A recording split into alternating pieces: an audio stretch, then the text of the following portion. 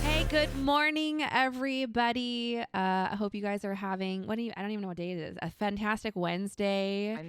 I can't believe we're already almost halfway through October. Like, where is the time going? I couldn't even tell you. Almost over.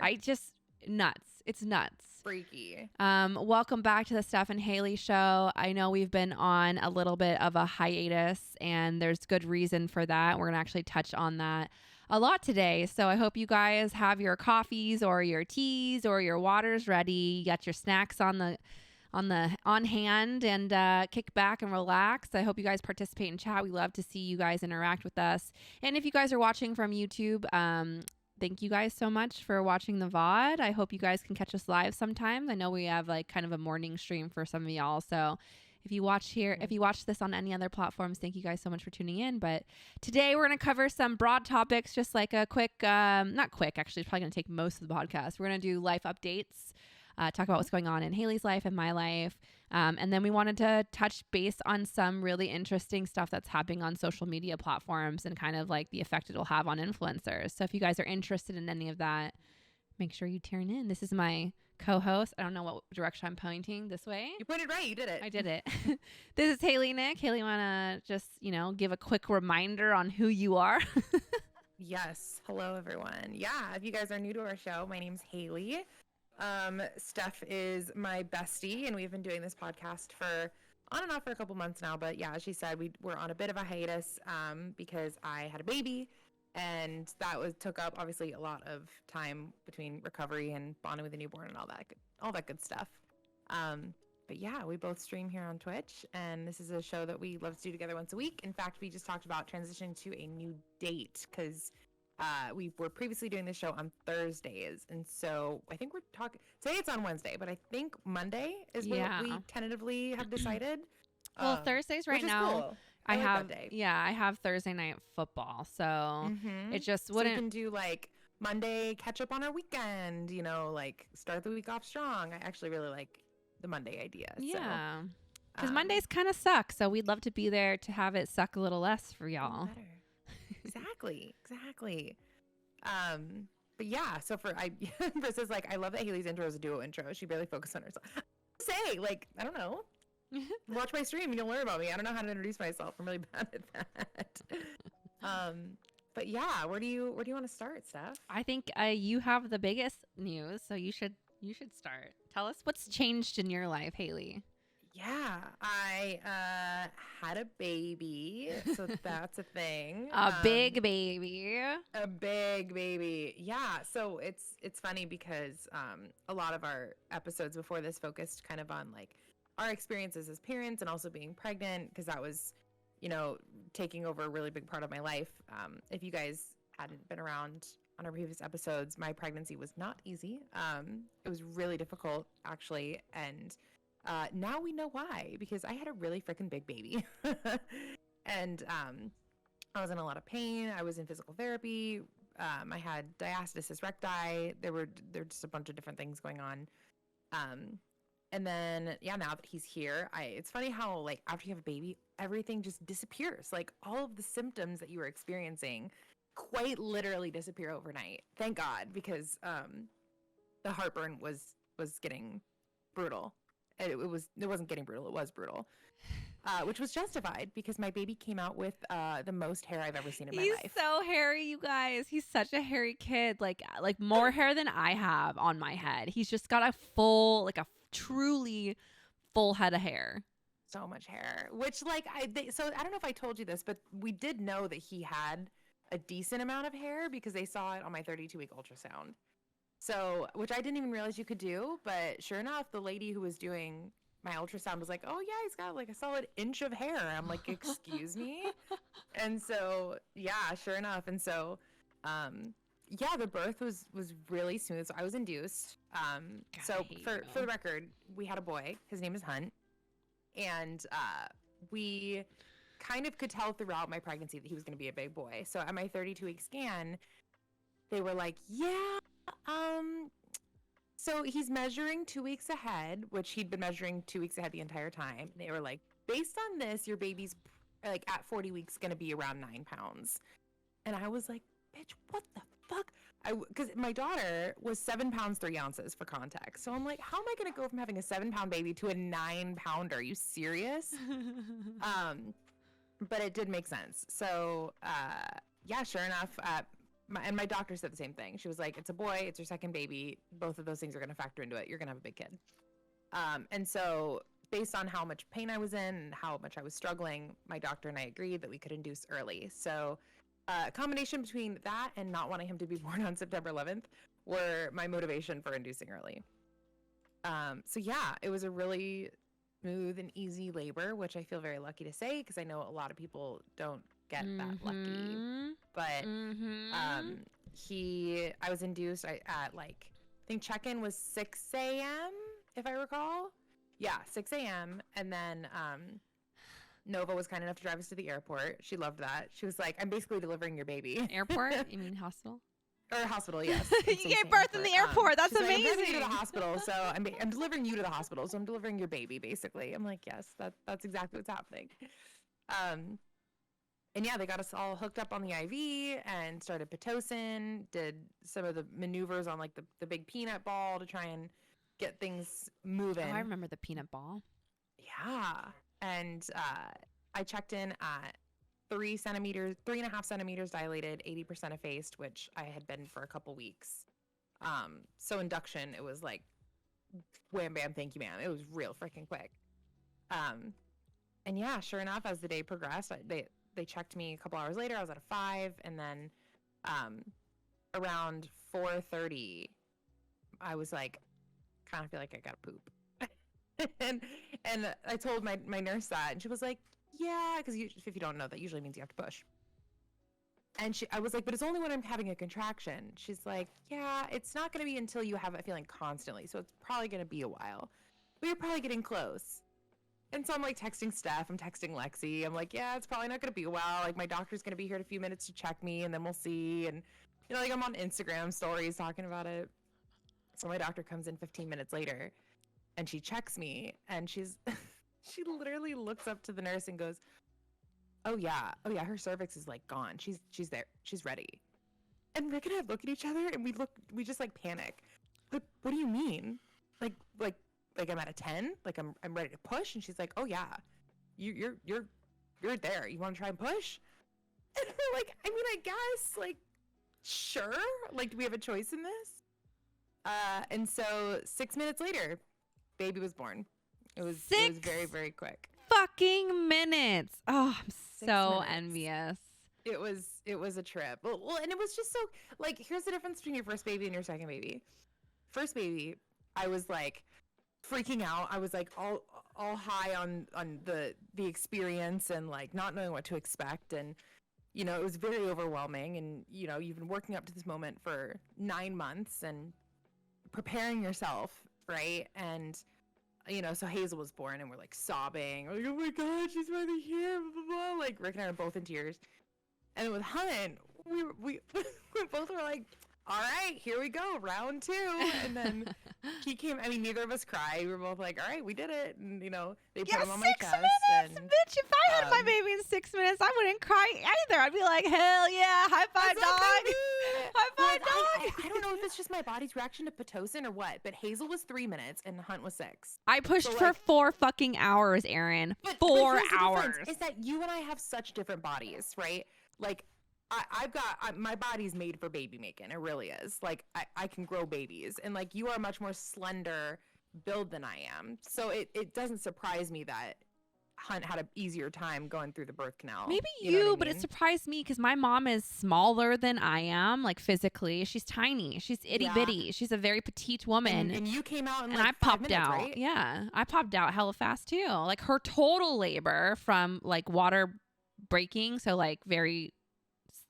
whatever, like not actively pushing, to me popping out was 4 hours total, right? Like, that's crazy. My labor was 16 and then 4 hours of pushing, so 20 total hours of labor, and my mom had me in 4. Like, get out of town. Like, even you were. How much did you weigh? How big were you?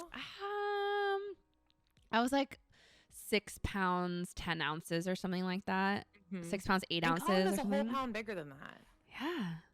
Whole, So almost, he was that's part of it, literally too. almost 8 pounds. He was 7 pounds, 12 ounces. So, I mean, that's He was a pretty big boy. big.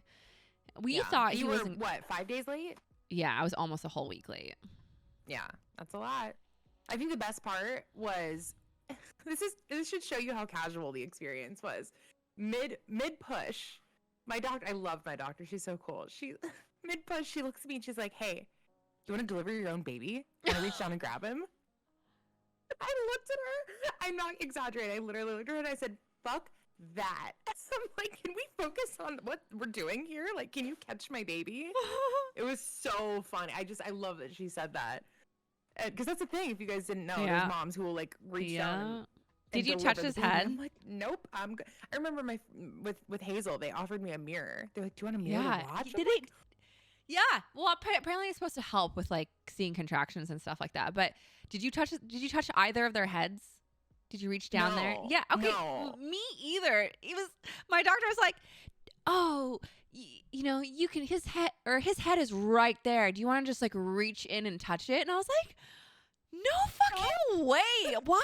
Like, oh, like just even thinking about it gives me like the heebie-jeebies. I Like, know. It's awkward. like, no, my It's like, just vagina get is on my body so I can hold ripping him. open right now. Why do I want to touch the thing that's like destroying my Destroying my privates right now? Like, it's That's not exactly a baby right. yet, okay? It's a baby when it's on my chest. Right now, Yep. it's just the thing that's causing me immense pain It's and still discomfort. a fetus. It's still a fetus until he's out of my body. It's still a parasite until it's no longer attached to me. 100%. You know what I Well, mean? and that was the other thing. Oh, I didn't include this. You know this, but so beforehand, my doctor tried to break my water, right? Mhm. And so if you guys don't know what that entails, it's literally like the doctor will go on up there and break the amniotic sac, so all the amniotic fluid will come out. And what it does is it basically makes labor progress a lot faster. Mhm. Like once your water breaks, things speed up real quick. And so she reaches up, and I have the epidural at this point, thank God. And she's like, she can't break it. And the reason she couldn't is because Hunt was so low that his head, this is how she described it. She said that his head was basically saran wrap by the amniotic sac. And so it wasn't like she could just like go up and tug on it because his head was like right there. And so she was like, I think I broke it, but there's no fluid coming out. And so we weren't sure that she actually did. So long story short, the answer is yes, she did end up breaking my water in that moment. But because he was so low and his head was so freaking big that all the amniotic fluid was trapped behind him and it couldn't get out because his head was blocking it. And so literally as he's delivered, all the amniotic fluid comes out with him. And we're like, oh, so that's where that was. Because some babies apparently are born in the amniotic sac, fun fact. I Very didn't know rare. that was a thing. Very rare, but It doesn't happen often. But yeah, that was a thing. So I don't know. It's funny to compare the two between my first child and my second and see like the difference in how they both ended up. You know what I mean? yeah, dude. So I got my water broke. So I was 14 hours into active labor, and we just like kind of plateaued. I wasn't progressing anymore or any faster. So they were like, well, we can either keep going at this rate, but we've maxed out on your Pitocin, or we can break your water, right? And I was like, okay, obviously break my water. Like, I don't want to be here for fucking 36 hours. Right. So they brought out the water breaking tool. It's so intimidating. It's like this. It looks like a crochet needle. It's like this long, but like slightly. It's got like an elbow hook, and then it's got like this like hook. They quite literally go in with a fucking like hook up your vagina and just go. They like grip it, and then they go. You know what's interesting? So so you get like a nurse, right? Each person when you check in, you get a nurse that's going to help you throughout their shift. And she was setting up for the delivery. And so basically they have a whole tray of tools. So Steph and I delivered at the same hospital, right? I'm fairly certain we delivered in the same room. Potentially the same room. We're not sure, but potentially. And so the nurse was setting up this tray full of tools, like everything under the sun, right? And I'm looking at it super intimidated. I'm like, what are you going to do to me with that? And she was saying how like, oh, each doctor has like a different preference of how they do certain things, and so there's a variety of different options for them to choose from, so we have everything out for whatever they need. And so I had some scary things on there, but that tool, my doctor had actually just used her hand. She didn't end up needing Well, a he was tool so or anything low. to If do he was it. so low, then for sure. Like, I was, well, yeah, he exactly. was still up there for me. He was pretty high up. Yeah. So. And so was Hazel. So I think they used a tool like that with Hazel too. So I'm telling you, it's yeah, like it's just so different. Like I couldn't, aside from the fact that they were both smooth and easy transition, or like the whole thing was a very complication-free process. Mm-hmm. The overall experience was pretty different. Yeah. Both pregnancy-wise and delivery and labor and all that. You were really fucking chill. I mean, but I was chill too during the laboring part. Yeah, It's that, you get the epidural. Like, no, well, I didn't to be chill about. I didn't labor with the epidural. I only pushed with the epidural. But you didn't feel the contractions. Right, yeah. But I'm just saying, like, that hospital's really dope because the staff's really chill. My first nurse, we were just shooting the shit for like an hour. She was just like talking to us about, oh, my son plays video games and how can I relate to him more? And then my like second set of nurses were just like really cool. It was just a really comfortable situation. You have your own private room, so it's not like you're laboring very close to other people. Like I remember when I had a friend who I went to the hospital and she was laboring, and like the rooms were really close together, so you could hear the other women like screaming. And I was just like, this is traumatizing, right? You're like getting ready and you just hear these like wails. Yeah. So, I mean, our rooms were huge. I've been through this experience twice now, and I'm still like, oh my God. Yeah. Yeah, it was intense. It was like a very metro, like city hospital. So like, it fits a lot where more they had people. a lot of people coming in a small space. Mm-hmm. Yeah, that makes sense. So I was just like, ooh, like, well, I don't know if you know this, but they are actually having to let go of like a good 20% of the labor and delivery staff at our hospital because of the COVID vaccination requirement. Damn. Yeah.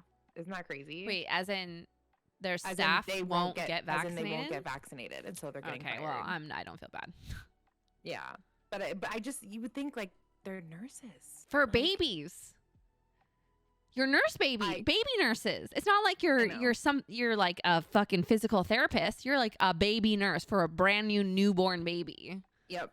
And they wouldn't do it. And so they have to let go of a lot of their staff. I think, it's crazy. But another thing, and again, this is like a compare and contrast thing that I really like about like just the Pacific Northwest in general is that there are certain things that like when you have a baby, moms can choose like a birth plan, so to speak, right? Of certain things that they want to have happen throughout their experience. And so some of those things are like delayed cord clamping, skin to skin time, like epidural or not an epidural. And so in Arizona, they right off the here, right off the bat, they don't weigh your baby for an hour. And I'm assuming they did the same thing with you because they want skin to skin time, right? So they literally take the baby, put him on your chest, and then don't do anything for an hour. Like they'll wipe him off, clean him on your chest. They're not going to give him shots. Yeah. They're not going to do anything. Arizona, not the case. I had Hazel on my chest for like, I don't know, a few minutes before they took her to do everything they needed to do, like weigh her and put the bands on her and everything. So I love that. I love that they were like, yeah, skin to skin time is important with the mother. We want to give you that time. Or like, delayed cord clamping. That's just a thing out here that they just do no matter what. But in Arizona, I had to ask for it. So if you guys don't know what delayed cord clamping is, it's where they wait a good like couple minutes to clamp the umbilical cord because all of the blood that's in there has a lot of really important cells for the baby, and so it ends up increasing their blood volume and doing a bunch of other things if you wait a few minutes to detach the umbilical cord. Which makes sense because your placenta's not being delivered anyway, like for another couple minutes anyway, so why do you need to rush that? Yeah. Speaking of that, oh my God. So my placenta, I had a small complication called marginal cord insertion, right? And so what that means is the umbilical cord, instead of being attached to the middle of the placenta, was actually at the top. which can have some minor risks usually associated with low birth rate. LOL. That obviously, low birth weight was not an issue with me. But whenever there's any kind of complication, they will take, with the placenta, they'll take it off and they'll do lab work on it, right? To just like scan it and see everything that was wrong with it. So Hunt's delivered. The placenta comes out. My doctor literally looks at Rick and goes, "This is the biggest placenta I've ever seen." Like the biggest she'd ever seen. They couldn't even clamp. They were struggling to clamp the umbilical cord. It was so thick. And I'm like, what the fuck is going on? So they take it off. I get the pathology report stuff. I don't know if I told you this, but they email it to me. Mm-hmm. And I open it up, and my placenta was in the 95th percentile for its size. It was bigger than 95% of all probably placentas. Why Hunt's so big. He just Imagine had that good nutrition. Imagine if we hadn't induced early. He was 5 days early. Imagine if we'd gone to the due date. Or he was late. You would have had an 11-pound baby. I would have died. You would have had an 11-pound baby. I would have died. So that was the whole reason that we wanted to induce early, was to keep him under 9 pounds. So I'm imagining if I'd been like, nah, he'll come when he comes. Not only would I have had an 11-pound baby, but my vagina would probably have been destroyed. Like, let's be honest. You would have had I got lucky. That was the other thing. I had a teeny, tiny tear that required no stitches with Hunt. Whereas with Hazel, I had a 2nd degree. So things I don't even know. Childbirth is a fucking trip. But I had a huge placenta, and Rick saw it and was like, what the fuck? So I think my overall experience, though, I really liked delivering here. Did you do anything with the placenta with Hazel? Did what? Did you do anything with the placenta with Hazel? Nah. Yeah. I know some people do. That just kind of freaks me out. Well, so I had a very kind of conversation with my OB about it, and she's like, here's the thing. I'm not going to shit on it because some women really believe in it, but there is literally no scientific research or data behind it. Like, there's no back it up. Truly like, hey, we've done research and we've done, double blind panels, and we've done all this stuff to see what the health benefits are. It's very Eastern medicine and not Western medicine. Right. And so she was just like, right now with COVID and all this stuff. And the other thing is, it's just some Joe Blow on the internet. She's like, they're like people who do the placenta preparation. And they're not like certified or anything. There's no, yes. There's no like certification process or anything. There's not a single like legitimate like piece of paper that says this person is qualified to handle a placenta, and you're just ingesting it. Yeah, because you don't know what they're doing with it. You don't know their health policies. You don't know what you're putting in your body. And I'm sure I'm sure there's fantastic doulas who know are at the top of their game as far as what is available information about it. But my OB was just like, especially in the times of COVID, because I gave birth, remember, right in the middle of the height of COVID last year. Peak. Yeah. She was just like, I wouldn't risk it. As your doctor, I would advise against it. But like, whatever you want to do. Right now, the policy is that the placenta has to leave the hospital within 2 hours of it being delivered. Yeah. So to have someone pick it up. That's just, and that was the other thing too. The COVID restrictions were tough. I think you and I had the same restrictions because originally they told me I would be able to have Rick and then one other support person. Yeah. And I'm glad I called and checked, because when I was told that, it was like right before, it was when people were getting vaccinated. It was things were opening up again, like mask mandates weren't in place anymore. And then it went from like, okay, we're doing good, we're getting back to normal, and then suddenly it's like getting worse and people aren't getting vaccinated, and so they had to reinstate the mask mandate. And so they ended up bringing it back down to just being Rick. And so did you give birth in a mask? What? Did you give birth in a mask? I was going to say, the only reason I did not have to do that was because my doctor didn't, like, she knew I was vaccinated. She knew that I tested negative, and she was like, I was going to put it on, and she was like, don't worry about it, because it was so quick. We're like, yeah, we're pushing now. But the actual requirement in the hospital is you are supposed to wear a mask. Yeah. And so I had it. Like, I wore it most of the time. But, yeah, even afterwards, like, you know, the only time I could really take it off postpartum was when it was just me, Rick, and Hunt in the room. Like anytime hospital staff came in, you had to have your mask on. Yeah. Even, and he couldn't even really leave. Like he left a couple times to go get us food, but that was really it. He never went home. He never did any of that. Yeah. So, it sounds a lot like what your restrictions were when you had Cohen. Except for I had to wear a mask. And I mean, yes, I wore it for like, I would say 85%, 85 to 90% of the time that I was giving birth, I had on. The whole laboring. If I had to wear a mask for 4 hours of hard core pushing, I would have murdered someone. The laboring was not the issue. It was the pushing, because like I'm like fucking sitting there drenched in sweat. Like I'm panting, like just pure exhaustion. And so what I would do is I would wear it, and then like when it got a little too overwhelming, I would pull it down and just take like really deep breaths. And my OB was like, "Hey, you're a fucking laboring mother. If you need to pull it down to take some deep breaths, no one is gonna like criticize you. Yeah. Like I popped negative. Like I did a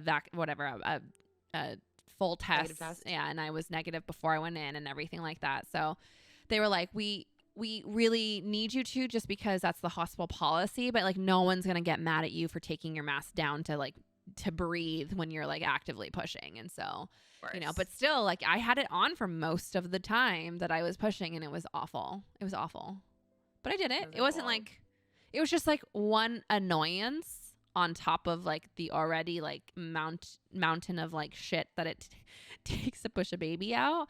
But it would have been nicer if I didn't have it on, but it wasn't like it wasn't like end all be all. I wasn't like freaking out about it. It's more just annoying. Yeah.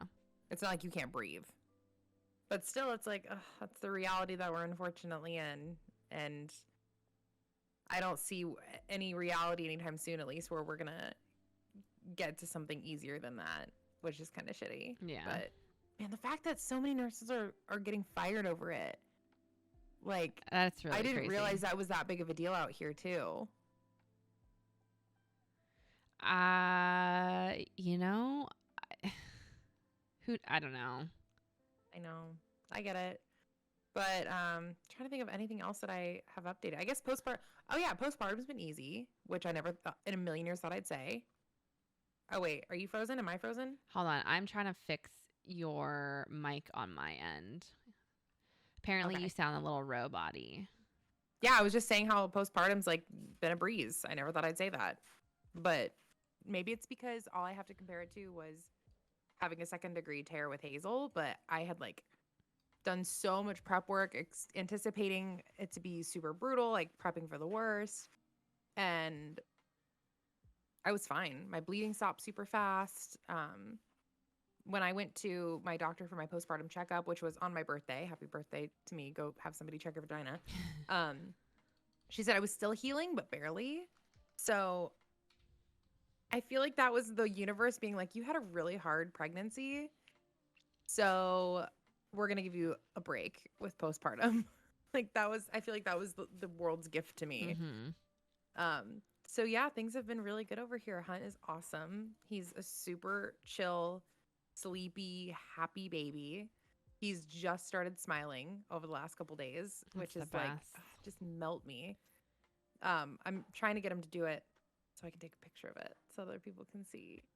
But yeah, actually, you know what? Tomorrow is Leap 1. Let me double check that that's true. It might be today. Wonder Weeks. I remember Leap 1 being pretty difficult. Don't tell me that. Yeah, Leap 1 today. Because it's like, I remember. That explains a lot. He's been really fussy today. Yeah. Sorry, what were you going to say? No, that's it. Wonder Weeks for Cohen have been on like nail on the head. And I remember week 1 being to be fair, first kid, right? So we didn't really know what to expect. Right. I just remember him being extremely fussy. He was spitting up a lot more, which was like new to us because we didn't know if it was like vomiting or spitting up, and it was, scary. And just like a lot of other developmental stuff kind of makes it hard because again, first kid, you're not knowing what to expect. So I'm assuming like it'll be easier for you guys on your second kid, but he's just gonna be fussier and clingier and want mommy don't let me down, that kind of stuff.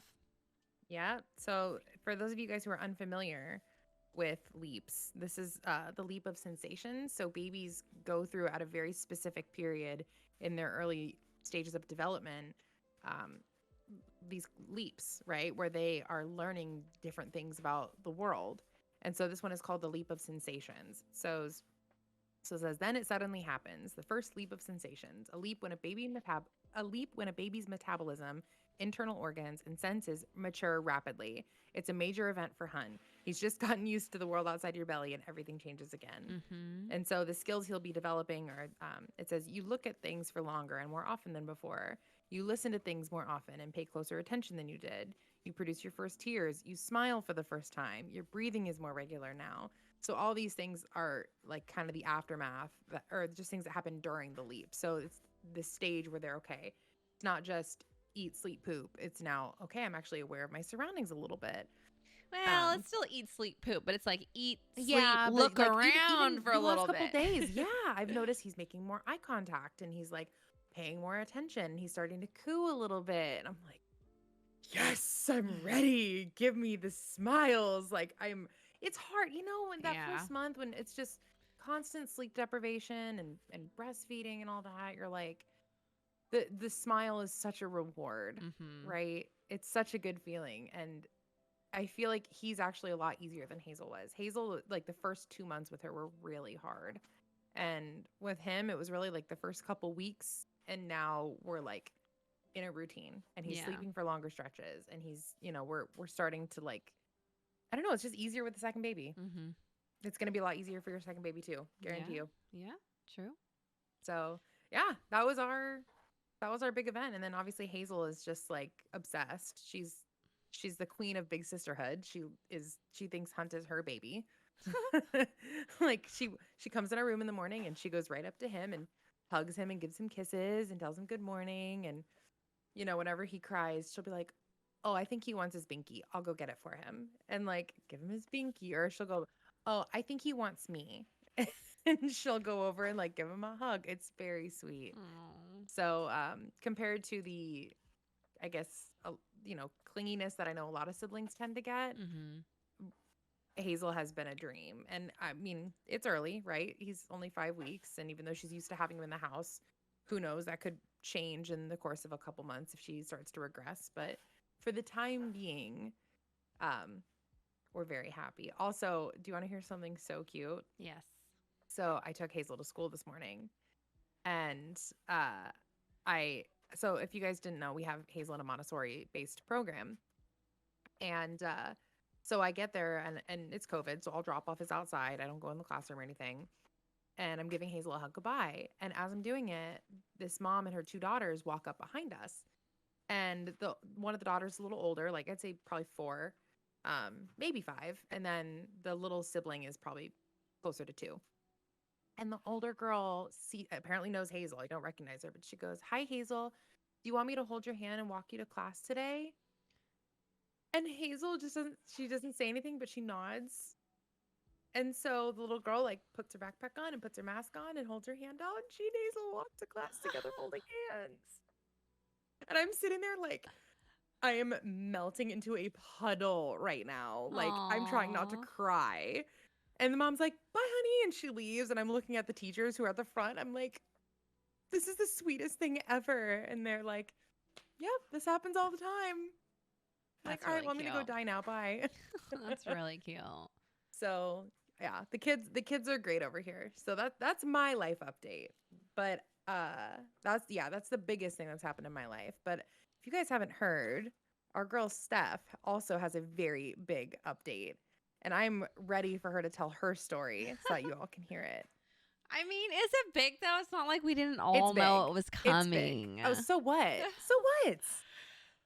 So, guys, last month, at the end of the month, Brennan and I celebrated our 6-year anniversary of dating for 6 years. 6 years. Yeah, it's been 6 years. that just blow like I know it has. It just when you say it like that, it really puts it into perspective of like, holy shit, that's just a long It's time. a long Time's time. flying. Yeah. Definitely the longest relationship I've ever been in.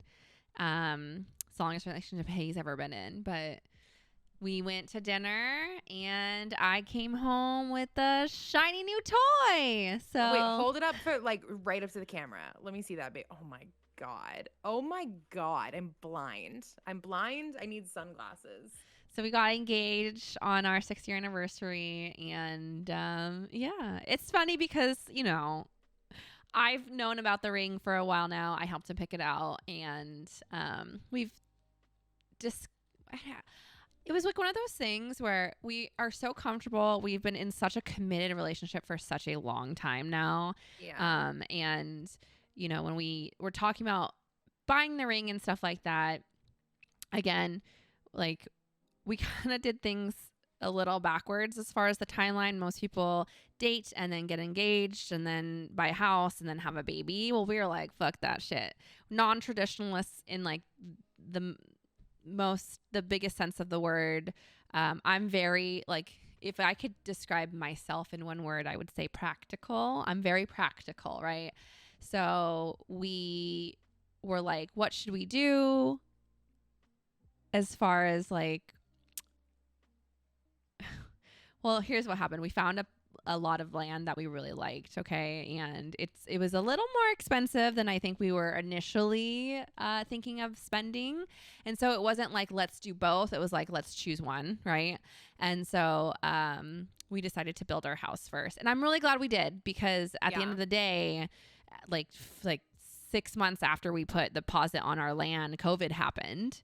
And so even if we had been engaged, we wouldn't have been getting married for like 2-3 years anyways. So it was a smart call at the end of the day. We ended up building our house. Then I got pregnant and now we're engaged. So yeah. But you know what? You really did pick the perfect timeline. I know. I feel just purely because like depending on the kind of wedding you want, like I know we've talked about this a little bit and I don't know how much you've shared with your community of what kind of wedding you want, but realistically, like if you do want to be able to have the flexibility of being able to have it when and wherever you want and bring whoever you want and have a big party or whatever it is you choose, you'll have those options. Yeah. It's assuming, because I know you said that, your timeline, you're thinking of having it a little more extended than normal. Well, I mean, it really depends. Again, I think for us, the biggest thing right now that most of our lives is contingent on, I feel like, is when Cohen can get vaccinated. So if you guys don't know, like Pfizer specifically is currently doing testing, like trial runs on the age groups 5 to 12,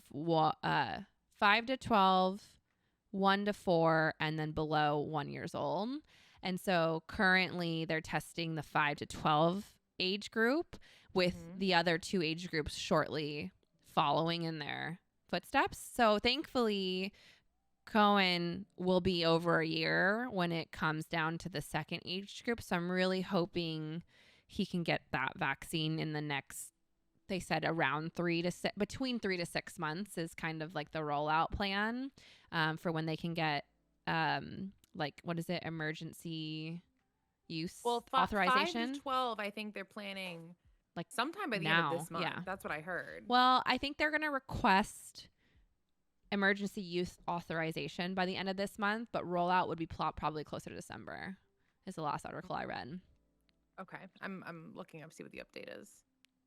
Yeah, it says they're just sharing their results and stuff. I don't think there's any update quite yet. So basically what the whole philosophy is, the drug is safe to use on children as is, but they need to figure out dosage, right? So obviously they said Pfizer asked FDA to authorize its COVID-19 vaccine for children 5 to 11. So they asked. It says the agency has promised to move quickly on the request and tentatively plans to meet on October 26th to consider it. A decision should come soon after Halloween. That's where we're at with it. Yeah.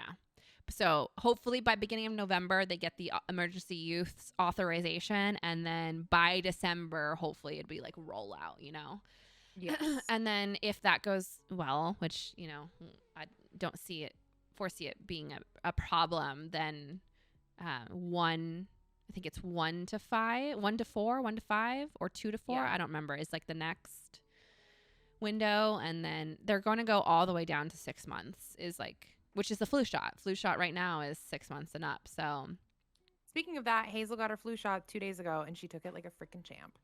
Cohen She was got his amazing. flu shot as well. She asked for it. Can you believe that? No. Can I have my The shot, doctor was please? like, do you guys want to do the flu shot today? And I looked at her and I was like, Hazel, do you want to get your flu shot today? And she went, yes. I was like, well, all right then.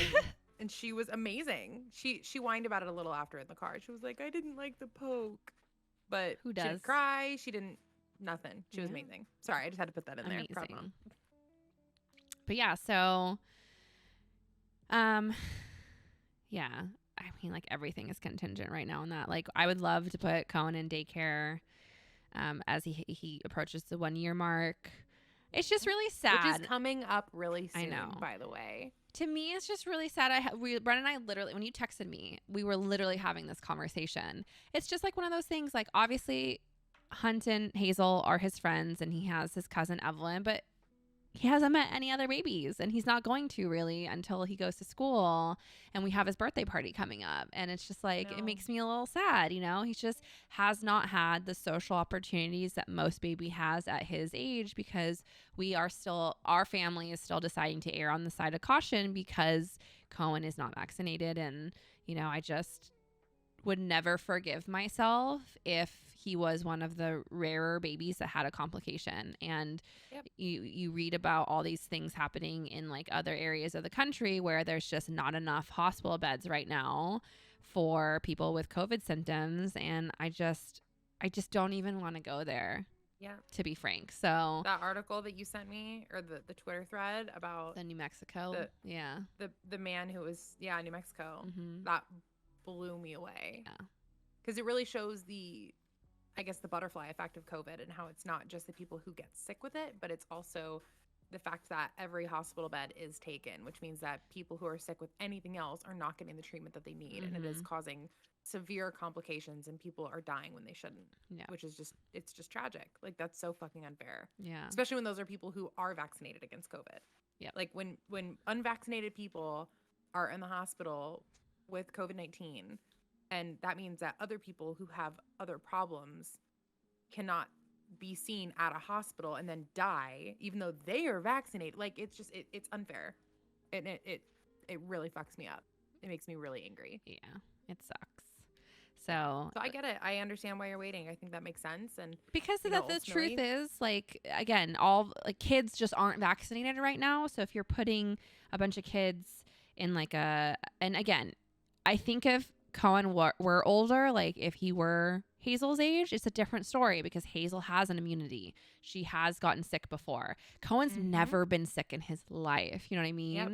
And the good thing is that he's getting the antibodies from you still. Like that's great. And that's again, that's a huge reason why I'm still breastfeeding, even though it's been such a hard journey for me, is because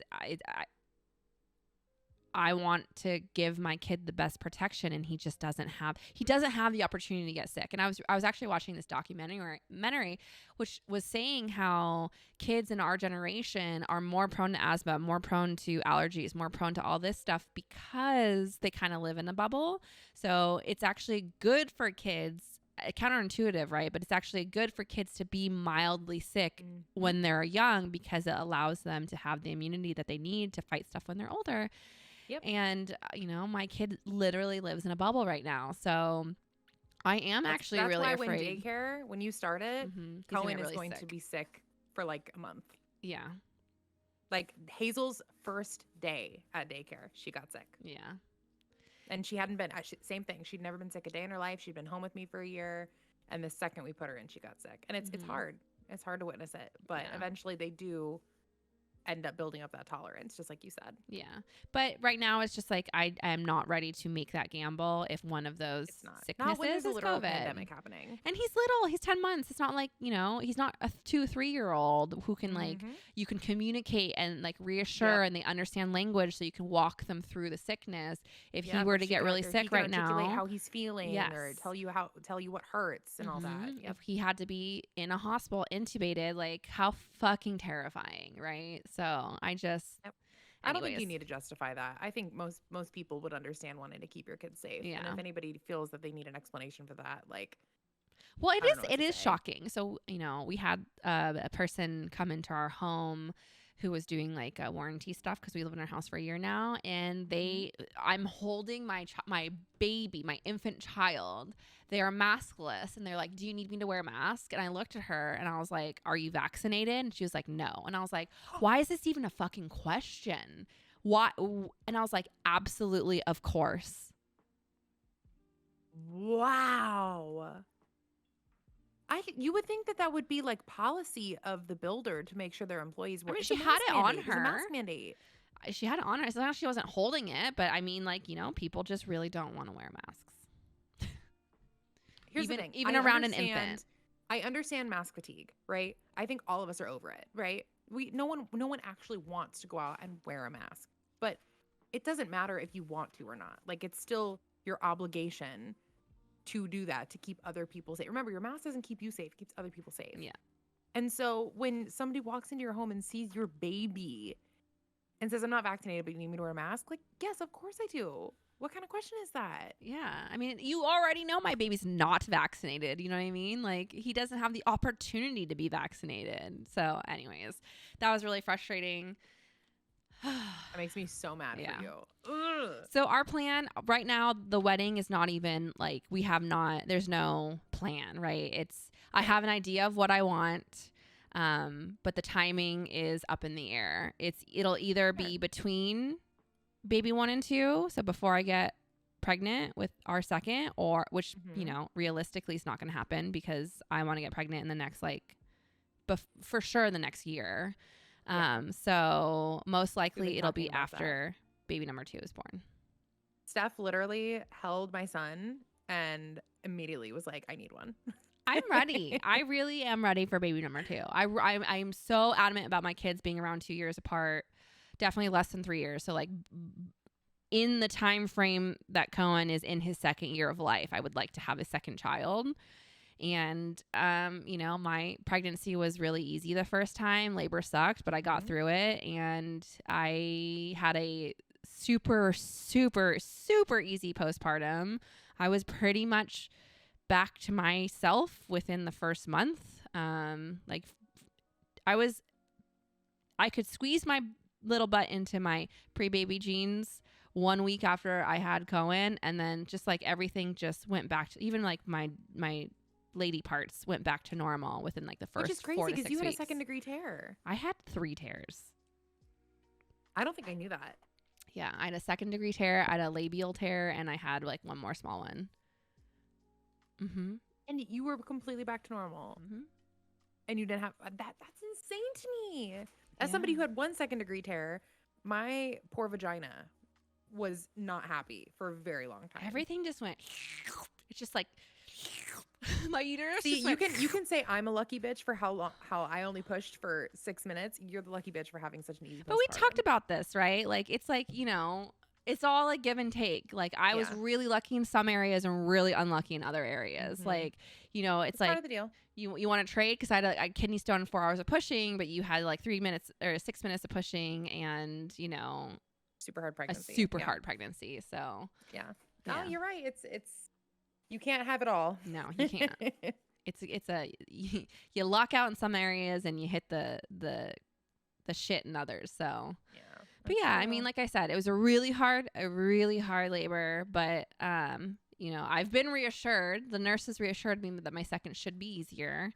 So we'll see, I can attest to it. They are correct in that sense. Your 3 minute versus your 6 minute. I mean, I didn't tear in the second one. Just saying. Way easier recovery. Yeah. Second pregnancy was way harder though. Yeah. But I mean, your first pregnancy had its real downfalls too. Yeah, sometimes I forget about that. I wonder if it was just like a trauma that I decided to like 100% cover up. You know what I mean? Because if you guys didn't know, I had what's called a subchorionic hemorrhage with Hazel. And so I was at 13 weeks pregnant and I just started uncontrollably bleeding. Like, bleeding in early pregnancy is normal, but it was like a full on, I truly thought I was miscarrying with how much blood there was. And And so I went to the hospital. They diagnosed me with a threatened miscarriage, whatever the fuck that means. And I went to my OB. I had an appointment later that day. And yeah, they looked at the ultrasound and they saw these two gaps in between where the placenta and the uterus attached together. And it was just two little, like, they're actually pretty big sections of blood that just usually get reabsorbed by the body, and mine didn't. And I had nightmares for it was like every couple nights I would have a nightmare where it would either like be me reliving the experience, or like somewhere in the dream there would be like a crazy amount of blood. And that, I think that was my first real experience with like trauma. Yeah. So I sometimes think I like block it out. Oh, 100%. Yeah, 100%. Because I forget that, because it had happily ever after, right? Everything was Yeah. fine. Hazel's perfect. Like I had a very, doesn't always end that way, but I got lucky. So I joke maybe I'm just around like, about my 4-hour labor because, you know, everything all's well that ends well, but like it was fucking traumatic. yeah, I consider myself a really strong person physically and mentally. I have a lot of fortitude in that respect, and I was giving up at one point. Like I was just done. I was just like, cut my butthole. yeah. I was just like, do it. Just do it. You were at that point. You know, I had nothing left in the tank. You know what I mean? And the fucking kidney stone was traumatic as fuck. Like I can. Yeah. Like there's a reason why kidney stones are so like notorious for being such like a shitty thing to go through. It was shitty. Like it was shitty being exhausted because you're getting up every 2 hours and being a bowling ball on and not having this like these many moments where like you are like a imposter in your own body, right? Like you're like, who am I? This is not me. Like, you know, Yeah. I'm two people living as one. Like there was a lot of shitty moments for sure, but you just forget all of them because at the end of the day, I have this like perfect, amazing child and it's worth every second of it, you know? So Yeah. It's funny, in my chat, Evan goes, could it be a biological thing to block out pregnancy related traumas Yes. that people have more kids? it is. So Yeah, oxytocin actually has like a byproduct of it is it floods your receptors with so much serotonin and dopamine and stuff like that you end up having fond memories with the trauma instead of purely living like the traumatic experience again. It's so fucked. Yep. Like if you think about it, it's pretty fucked. It's fucked. Yeah. It's like your body was devastated, but like you don't remember it. So do it again. Let's do it again. It was fun. Why not? It wasn't so that Aaron bad. asks, It wasn't that bad. Aaron asks, if you're gonna get pregnant again, like if you were to prepare for getting pregnant again, what would that look like? Diet change, supplements, exercise. Here, can I just give my 2 cents? Here's the thing, and I think you can weigh in better as someone who went one way for the first pregnancy and the other way for the other. Is pregnancy. There are a lot of parallels with women, right? Most women experience the like getting up to pee several times at night. Most women experience like the discomfort of this and that, the other. There are definitely a lot of parallels in pregnancy, right? There are common threads, but every pregnancy is different, even between your first and your second.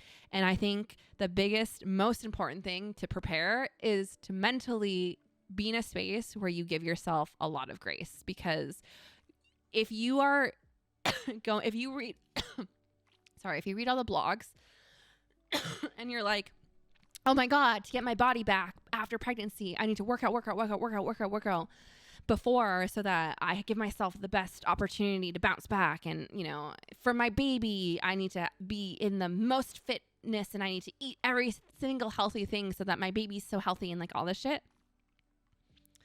Those are guidelines and they need to remain guidelines, because you really need to give yourself the opportunity to have a fucking shitty day and sit down and eat a goddamn McDonald's burger and not give a fuck, right?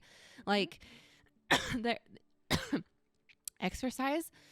Oh my God, what is wrong with me? Water. I don't have any water. I don't either. I need to get some. Actually, exercise becomes really difficult in the 3rd trimester. Because you are literally a bowling ball and, you know, you are a whale and it's okay to be a whale.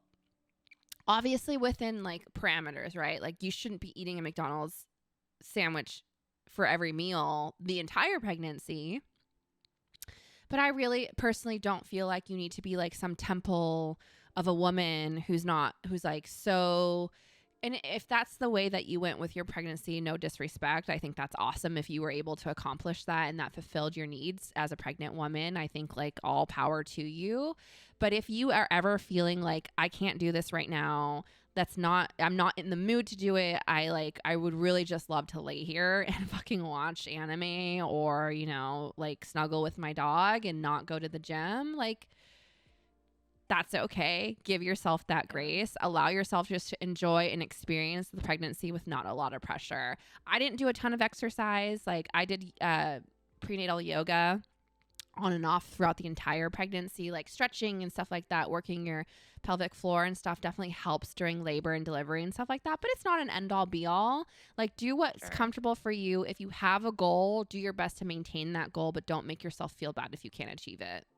But and again, supplements, yes, your doctor will prescribe you prenatal vitamins, and that's, you know, it's got omega-3 fatty acids and all this stuff that you're like choline and all that stuff that like is really good for your baby in utero for development. So definitely stay on top of your supplements, but you don't have to eat only vegetables and fruit and like unprocessed food, or like, you know what I mean? Like super healthy foods. Sometimes you just want a fucking burger. Sometimes you just want a burger, eat the damn burger because you will be happier for it and your baby will be happier for it. And it's not that burgers don't have nutritional value to them. You just don't eat it every meal, right? Like have a fucking milkshake. Let yourself, chocolate was my fucking jam when I was pregnant. I love chocolate. I would even give up half a coffee so I could have more chocolate because you do. And again, because the caffeine. Yeah. There are guidelines that you absolutely should follow, right? Like, you know, restrict your caffeine intake. Make sure you're really careful with the type of foods that could be harmful to your child. Like, don't eat a ton of sushi. Don't eat, like, you know, raw meat is another one. If you're going to have deli meat, just throw it in the microwave for a few seconds. There are things that, like, you should follow the guidelines that your doctor prescribes you. But as far as, like, you know, I need to do this exercise every single day and I need to be on, you know, this, that, and the other. Like, it doesn't need to be so strict of a thing. And again, I'd love to hear input as someone who was like literally 9 months pregnant on a cycle, like a cycling bike, fucking going ape shit, versus having a more relaxed pregnancy, your second pregnancy. Yeah, I did both. And so it's interesting, right? Because my first pregnancy was exactly what you're talking about, right? I was going to a spin class that wasn't just like, oh yeah, you're like local gym. It was like hardcore cardio 50-minute spin classes that I was going to about 4 to 5 times a week, sometimes doing back-to-back classes. So I would do like 2 hours of cardio, which is nuts, dude. But you know what? Like the reason that I did it wasn't because I was trying to like keep my weight at a certain number. It was truly because I just loved that class so much. Like that was my escape. That was my me time, was to go to this class because I loved everybody there. I loved how it made me feel, the music, like that was my serotonin. And so, yeah, it was literally 3 days before I gave birth that I was still going to that class. But you were doing that class before pregnancy, right? Yes. Yeah. So it's not well, okay. So I did it in college and then we moved to California where that class no longer was because my friend she owns her own gym now, but my friend was the teacher. And then we moved back to Arizona because I got pregnant. We wanted to have a baby there. And I distinctly remember the thought, I was like, I'm not going to have to worry about exercise while I'm pregnant because I am going back to my favorite spin class. And I knew I would just go because I enjoyed it. Even if you weren't pregnant, you would have gone back, right? Yes. It wasn't like you were doing this as a preparation. Yeah. Yes. It was a joy for you. It was like exactly. And that fill your cup reason, moment. That was the reason that I didn't really work out when I was pregnant with Hunt because we moved here. And like in the beginning, I was so sick that I couldn't bring myself to go work out because I just felt like shit. So I think I can count on one hand the amount of times I would spin class while pregnant with him. And here's the ironic part is that I actually gained 10 pounds more with Hazel than I did with Hunt, even though I exercised nonstop with her and I didn't exercise at all with him. And so like the one thing that I will say I think helped so much with exercise with Hazel is the fact that like I had so much more physical pain with Hunt. And like, mind you, he was a lot bigger. That I Mhm. know that's a massive part of it. But I think that like what physical therapy did for me was it gave me certain exercises to do to help offset that pain. And the muscles that my therapist was getting me to work, I worked frequently in spin class. So Mhm. I think had I continued doing that and exercising in my second pregnancy, physically, I probably would have felt a lot better. I wouldn't have been in as much pain.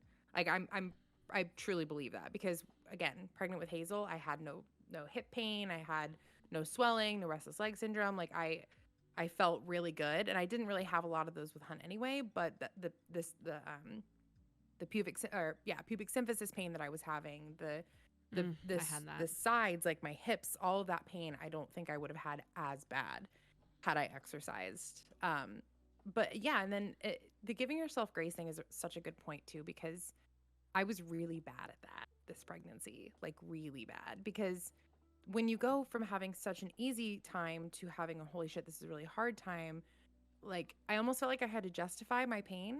And so, I'm really lucky that Rick works from home right now. And so he was able to help me a lot with Hazel. And it was killing me doing bath time with her at night because I was so big and having to lean over the tub. And I was just in so much pain. I was so uncomfortable that it was making me miserable. And so I asked Rick, I was like, I need you to take over bath and bedtime. Like I can't do it right now. I'm in so much pain. Like I physically am not capable of doing it. But it was really hard for me to admit that and to ask that because I felt like I should be able to do this. I worked out on a spin bike 5 days a week when I was pregnant with Hazel. I should be able to give my kid a bath, but I just couldn't. And so I wish that I had given myself more grace because Rick gave me the grace. He wasn't like, yeah, we'll rally. Like, he was like, Oh okay, my God, I get it. I got I it. would rip Like, his I'll handle testicles off if he said that to you. it. But you know what I mean? Like Yeah, yeah. it was a very self-inflicted Right. sense of needing to justify those things. So I wish I had because I think it's easier to give other people that grace. Like, had you come to me and been like, Haley, I'm in so much pain. I literally am struggling to give Cohen a bath. Like, I am miserable, but I feel like I have to do it. I'd be like, Steph, what the fuck? Like, go lay down, right? I would be on your ass about taking care of yourself. So I wish that I had been able to be a little kinder to myself these last 9 months because, And it is a personality thing because if you are a yeah. very like independent, self-sufficient woman, like it's hard to Mm-hmm. give up that part of your identity when you're struggling as two people. Like I fucking was Yeah. on a ladder painting Cohen's nursery.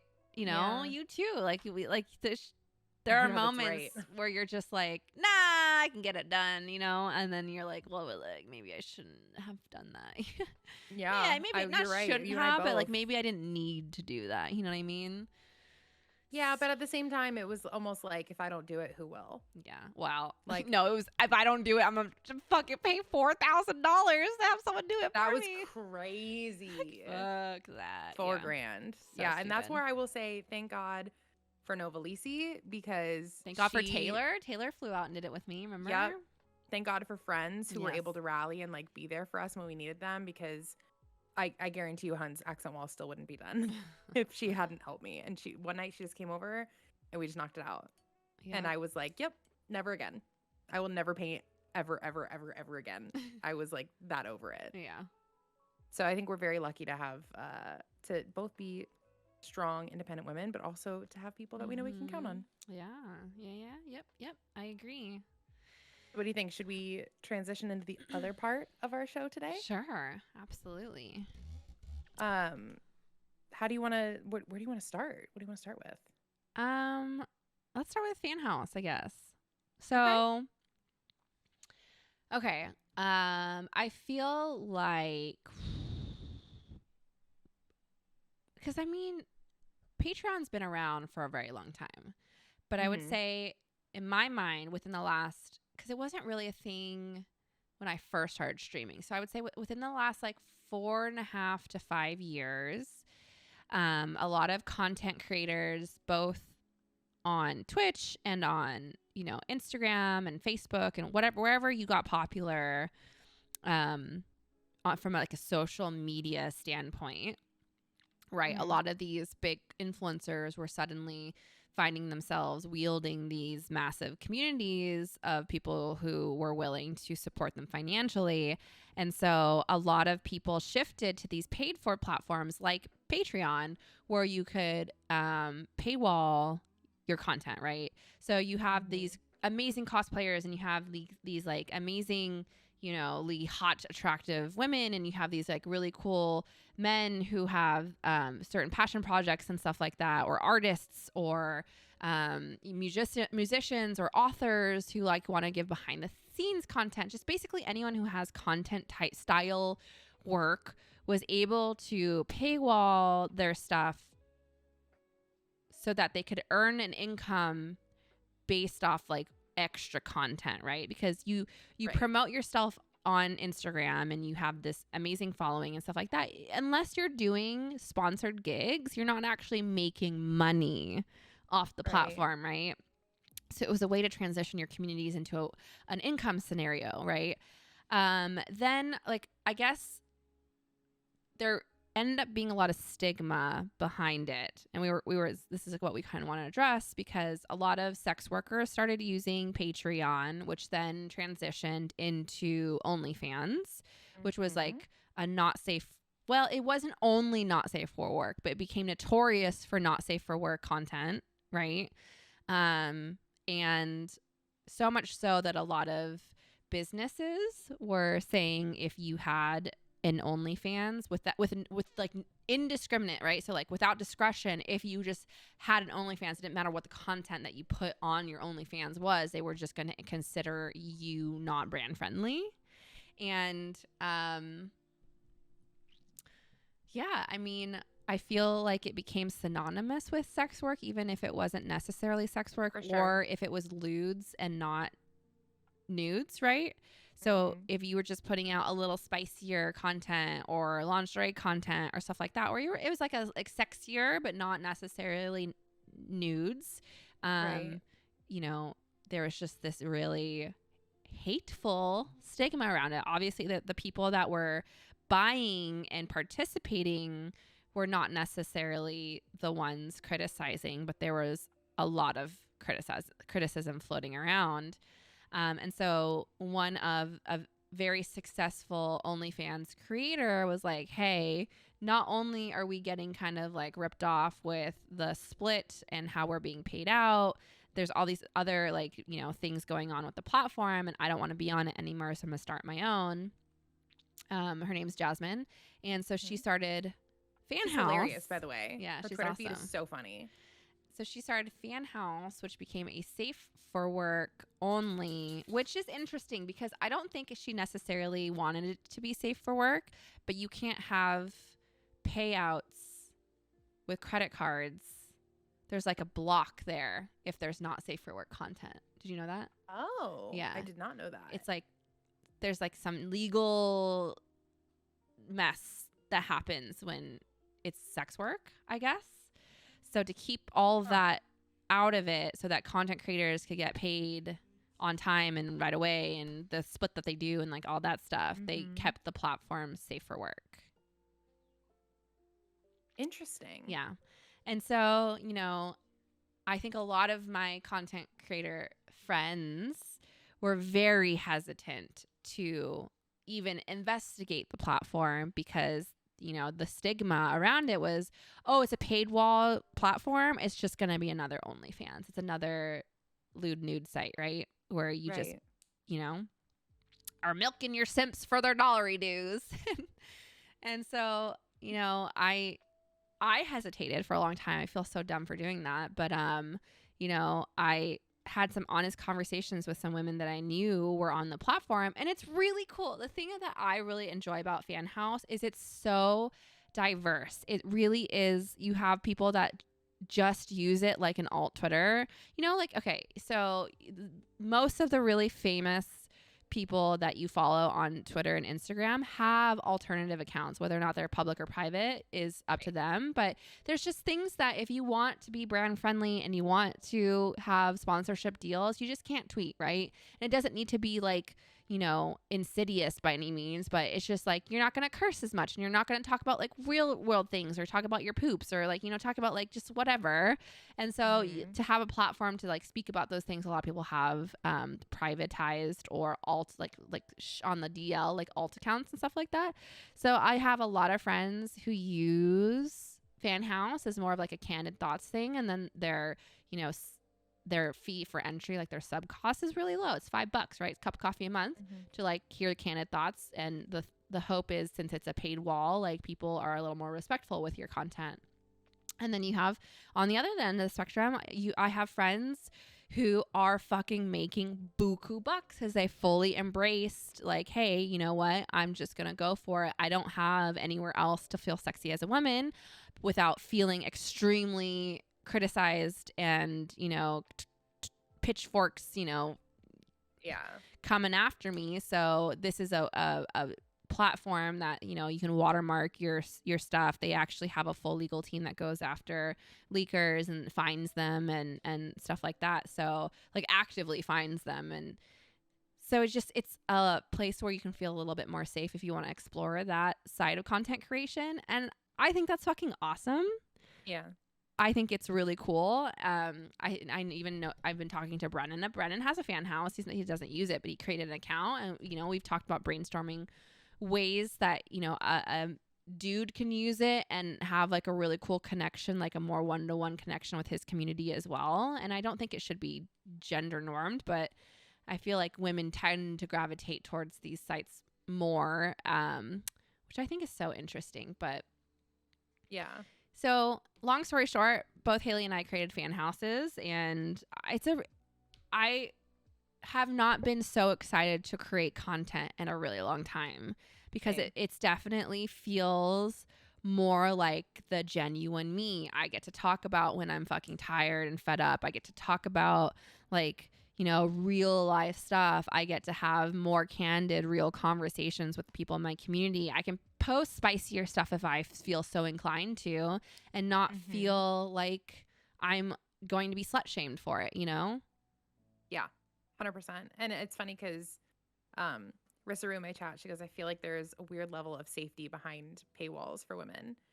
And I agree. Like it's interesting because like I think if people are actively paying to see your content, like they're the people who are more invested in your brand and are, I think, I don't know, I feel a bit more trustworthy in general with putting content out there that I know is specific for people and that it's not going to get all over the internet if that's not what I want. And like, to be fair, the content that I've posted on there so far isn't stuff that I'd be like ashamed if anybody saw, right? Like I actually love the content that I've created, but ultimately like I'm a lot more comfortable being like, okay, this is content that I want to share, but in a limited capacity. I don't want to like staple it all over the internet.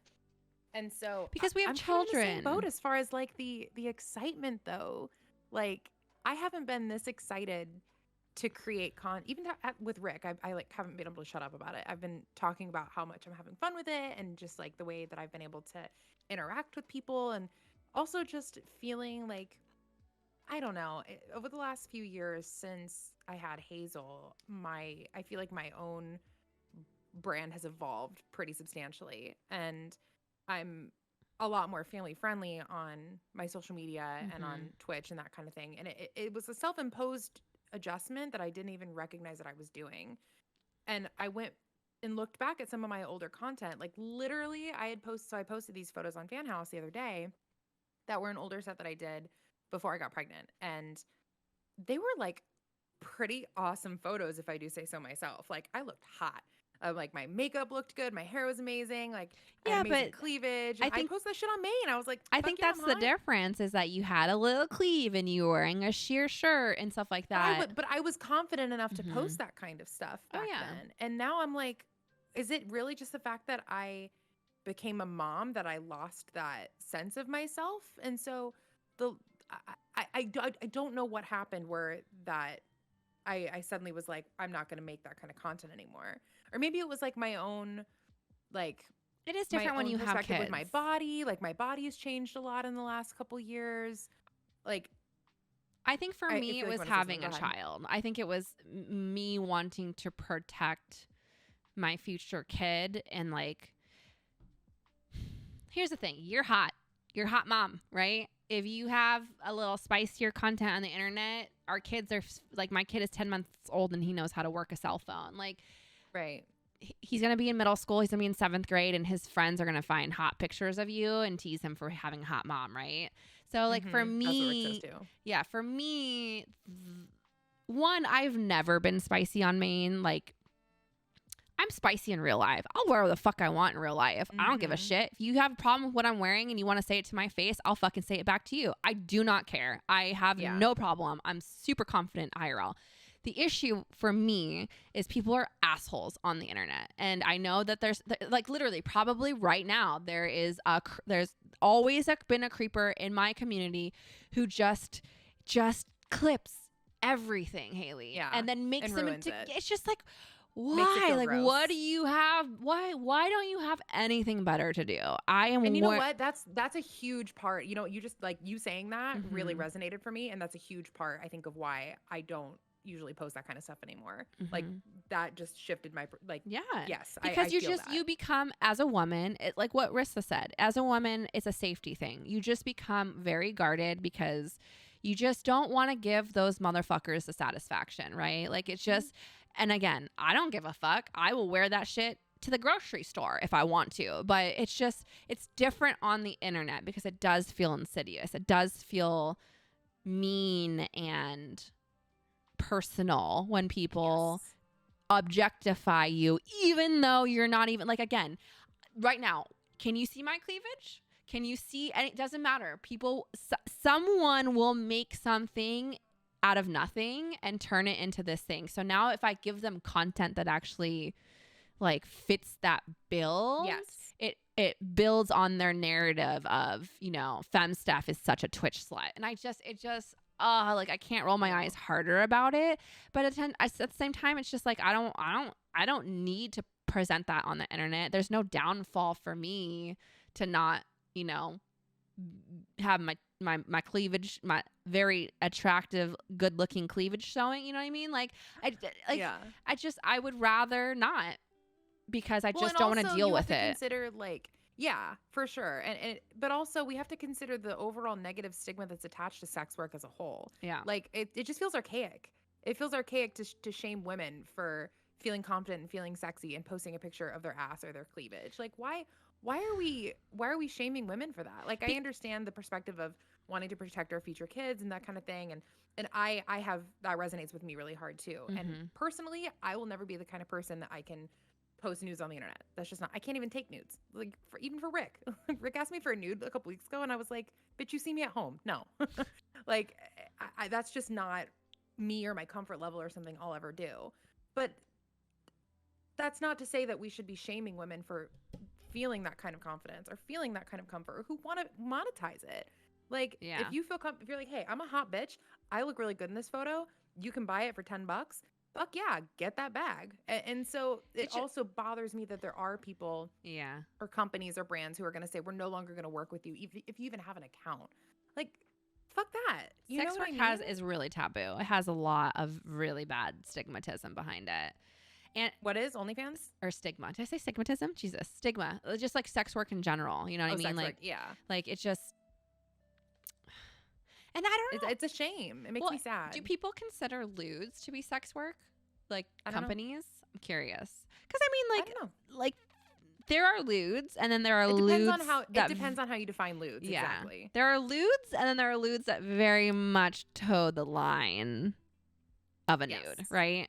Yes. So like if this is the whole vagina, you only don't show, you know, the very small part, but you're willing to show the other part. I feel like that crosses. It's like lewd plus, right? Like you got lewd light and you got lewd plus, but right. Yeah, I just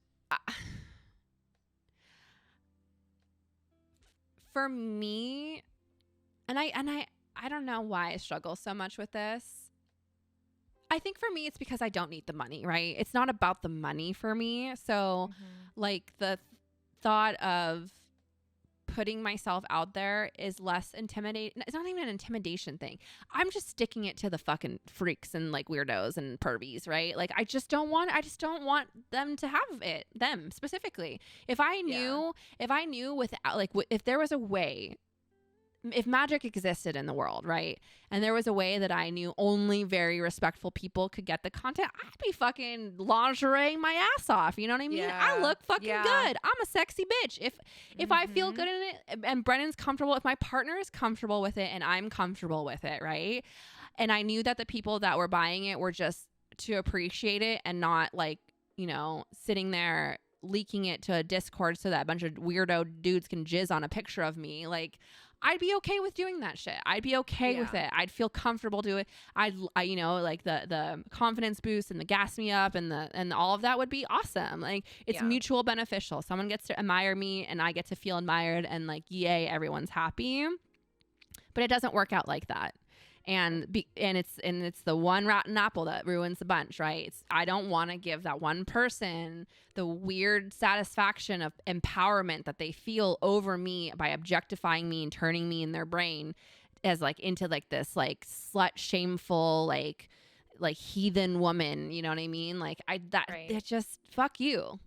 Well, and the nice thing is that if you do find those people subbed to your fan house, you know, like you said earlier, they do have ways of going after they have ways, but like I've talked to our close friends and they're like, you know, it happens also, more often than I, you know, am comfortable admitting, and I just try and block that out. And isn't that sad? Like that's your reaction is like, oh, I'm just gonna block it out, you know what I mean, and pretend it's not there. Yeah. I mean, but you also have to think that that's stuff that happens regardless of whether it's on fan house or not. That's people true. Do that shit to streams. Oh, absolutely.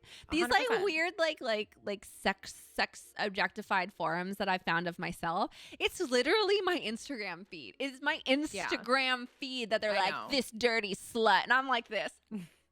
Like that's my picture, and they're like, look at this slut with her mouth open and her tongue out. Like I'm that, and they're like, oh god, she's such a whore. And I'm just like, oh yeah, what the fuck? I remember I did a Christmas tree decorating stream one time, and someone was like clipping my ass when I was putting ornaments on the tree, and it's like, God, you guys really don't have anything better to do? There are asses all over the internet for free, beautiful, gorgeous, bare asses, and yet you gotta do mine while I'm decorating my Christmas tree, like, in like sweatpants.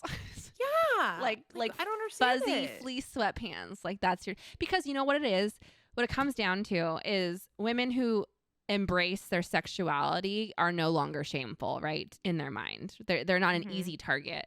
So you find someone who's meant to be like squeaky clean and to make them into a slut in your mind, to like objectifying them like that causes them shame, which gives you power. And that's what they're going for. That's what they want. God, you're right. Holy shit. That was so eloquently phrased. That's exactly right.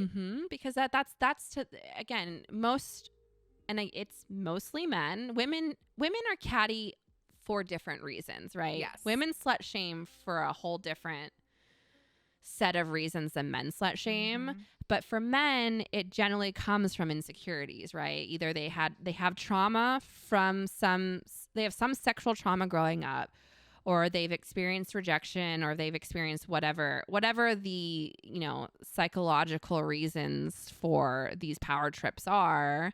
Doesn't matter where the cause comes from. The root of it is they want to make themselves feel bigger and powerful and, you know, lord it over some stupid slutty woman. So it's a respect thing. They just don't have respect, you know? It is.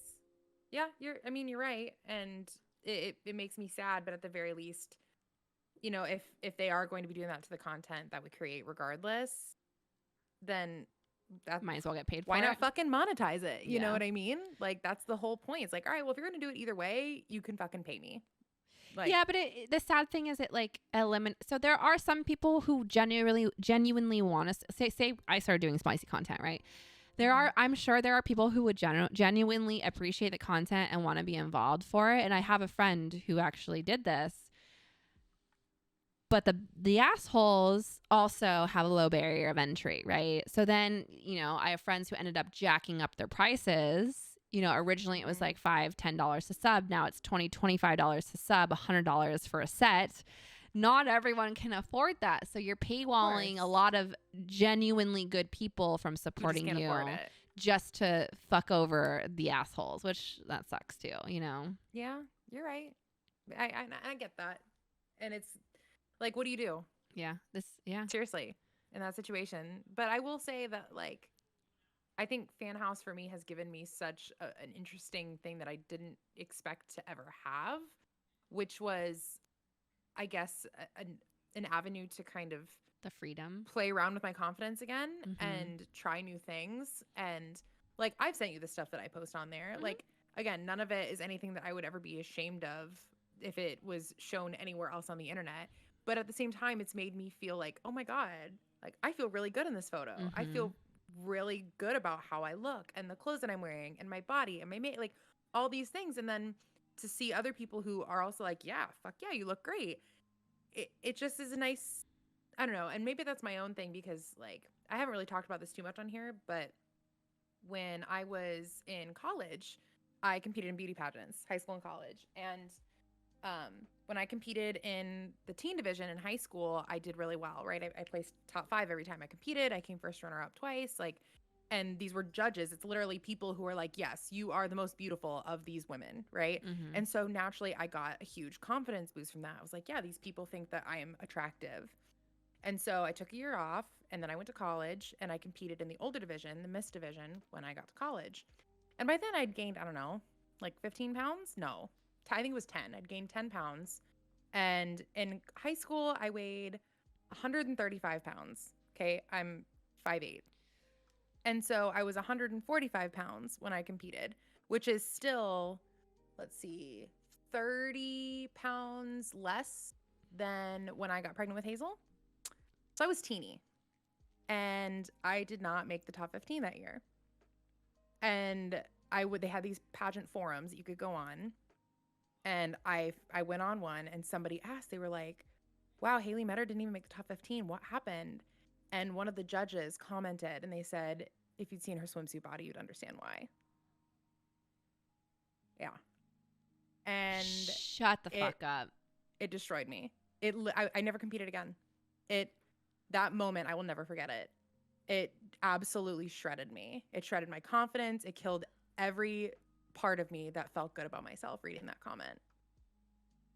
And again, 30 pounds less than when I got pregnant with Hazel. So, and I'm still 10 pounds heavy. Like, so for context, that's like 45 pounds less than I am now. It's little. Yeah, but the thing is, weight should never be an indicator of beauty, right? So but it was. It was. But okay, so I have a question. Would you ever allow Hazel to compete in a pageant if she really wanted to? Not well. So that's the other thing is pageants have changed a lot since then. The teen division no longer has a swimsuit section. They've changed it to active wear. But regardless, no, I don't think I would. I would give her. I don't want to take that choice from her, but at the same time, I would explain my experience with it. Yeah. And I just don't think that that's where confidence should stem from. It shouldn't stem from like 5 people's opinion of you. And so like that, I guess that's kind of where I'm getting to with Fan House, right? Is because I don't look like that anymore. Like I could pull up pictures from my Facebook of what I looked like in those years. I just don't look like that anymore. And so to know that I don't, and yet people are still like, hey, you don't need to weigh a certain amount. You're beautiful regardless, is a really nice boost in my confidence. Like that makes me feel okay. Like that comment has haunted me for a lot of years. Yeah. And so to get to a point where it's been, God, how old am I? 29? I competed when I was 20. So it was 9 years ago that happened. And to still say, okay, I actually, okay, like that moment happened, but it doesn't define me and it just doesn't define my beauty or how it shouldn't define my confidence. And so this is kind of giving me an opportunity to get past that and be like, yeah, I can still feel confident and sexy, even though I don't weigh what that one person wanted me to weigh to be prettier than the other girls. Yeah. You know what I mean? Mm-hmm. So I think that it gives an opportunity for so much more than just monetizing content. Like for me, it really is about just trying new things and feeling good about myself. in a place that I feel safe doing it. Absolutely. So Yeah. shout out to Steph for convincing me drunkenly on my birthday to sign up. Well, I was like, I kept saying like, well, like what's really holding you back? And, you know, I just basically let her scroll through my shit, and Nova let you scroll through her shit too. And, you know, it shouldn't be this like, oh, you know, like, it's not like a weird, like it needs to be like, but like DL behind closed, like it's like, it's literally an alternate version where I can curse more. I can talk about the real shit that I'm going through. I can post selfies without makeup and not feel like someone's going to rip me to shreds. I can post, you know, and again, the spiciest stuff that I'm most likely going to get on my fan house is like date night outfits. And that's not to say that my date night outfits aren't hot as fuck, but you know, I don't know, girl, our Halloween costume, I'm pretty stoked about that one. Yeah, we're gonna, you know, we have a exciting plan for some Halloween content. So like, but you know, Halloween's always been an excuse to like get sexy, right? So I just, you know, I again am excited for that, but I will never sit there in like full blown lingerie on a bed and give content like that, because it's just not my style. It's not my preference. Like I reserve that for my partner, and I don't really need to put that on the internet, and I'm okay with that, you know? And the women who do, like, fuck yeah, I am sub to many, many fan houses, and I thoroughly enjoy consuming that content of my friends who are, you know, putting that stuff out there. So like it should be a personal decision. I think I have encountered a couple people who are like, so like, do you know, when can I get spicier stuff? And I'm just like, yeah, I had a DM like that yesterday. Like eye roll, right? Like you can't just accept, you know, I don't know. You always have to ask some more, you know? Well, and also it depends on the way, like the DM I got, I wasn't bothered by it because of the way it was phrased. Like this person messaged me and they were like, hey, I was just wondering, like, would you ever consider doing like lewds or lingerie posts? And so it's like, if you're asking me if I would consider it, that's better than when can I expect it? Right. Because you're asking, and I understand this is a platform where that's a lot of the content that's posted, like totally fine. You know, I get it. But when people come in with the expectation that they're going to get a certain style of content, that's where it's like, eh. And so Sam in my chat said, do you think Rick would get mad at a spicy photo? Before I answer that, I'm curious to know if you think Brennan would get mad if you posted a spicy photo. Fuck no. He's already said, he said the first time I even had the conversation with him about Fan House, he was like, it's your content, it's your body, it's your decision. Yeah. That's how Rick is too. And I was like, yeah, but would it make you uncomfortable? Like, I appreciate that you're supporting me, but would it make you uncomfortable? He's like, obviously nudes would, but you would never do that. So like if it was a lingerie stuff and it was like, you know, tastefully done, where it's not like, you know, I think it would make him uncomfortable if it was like a low angle of like my crotch and my ass from like that angle, like very sexualized, you know. I think he'd be a little maybe uncomfy with that. But if it was like, you know, sitting on a bed with like a cozy blanket drinking a cup of tea, but I happen to be in lingerie, I just don't think he'd care. Right. Exactly. And that's just another angle of content that you can find on certain places. Like there are those people that you and I follow that do one style of content, and then, you know, there's going to be other creators that like, cause there's a lot of people on Fan House. I had no idea, but there's like hundreds now. It's getting to be a really big platform. Lose with Brennan. Hella Hot. dollars. Hot. But to answer your question, do I think Rick would be mad? No. And I think it also depends on, you know, how we're defining spicy, right? If we're talking kind of like Steph said, of getting super sexualized, like not only would I be uncomfortable with that, but I wouldn't expect Rick to be comfortable with that. Yeah. But I think he's of the same mindset. It's like whatever I want to do. Because I did ask him. I was like, "Are you cool with me doing this?" He was like, "Yeah, you know, it's what you want to do. It's your body. Like, go off." And so, you know, his whole thing is like he doesn't really understand it. Like he's never been the type of person to like want to engage with that kind of content in the past with like specific people. So he doesn't really get it. But then I told him, I'm like, babe, it's literally like, you know, people who are, you're a fan of people on Twitch. Like it's the exact same thing. These are people who are wanting to support creators, just not playing video games, just doing something different. He was like, yeah, okay, I get that. That makes sense. But I mean, I've only been on Fan House now for a week as of today, I think. Actually, today's 1 week that I've been on, and it's just, I've just had so much fun with it. Like, I'm feeling so good. I get these like paragraph text messages from Haley chat, and she's like, these are all the content things I want to do. Can I send you the pictures? And I did this. I'm like, girl, you are so into this, and you were so unsure before you got on it. Well, even like the next day, right? Because we all went out, and you woke up and you were so hungover, and I'm like blowing up your phone. I'm like, I have a question about this. I have a question about this, and you're like, bitch, I am sleeping. Not even that. I was like, my brain is exploding out of my head. Dude, I've been so, the last few times I drank, I've been so on top of my shit. Like responsible adult, like getting wasted, but like drinking. So like every single drink I had, I would have a big glass of water afterwards. And for whatever reason, I think because it was so low key this time, it just got away from me. And like he just was giving us the bartender was making us really amazing like craft cocktails, but they were really sweet ones. And so we were just like downing them like they were juice basically, and I was like, what happened? They were so good. You couldn't even really taste the alcohol. But it was like we had 4 drinks. It's not like we were like, shit housed. We were just it was just, they were so sugary. But I also like, that was such a fun night because I think it reminded me that there is life outside of parenthood. Like keep in mind, chat, since we moved to Portland, we have not been able to have like an actual date night because we haven't had babysitters, right? Like our babysitters were Rick's parents and they're back in Arizona.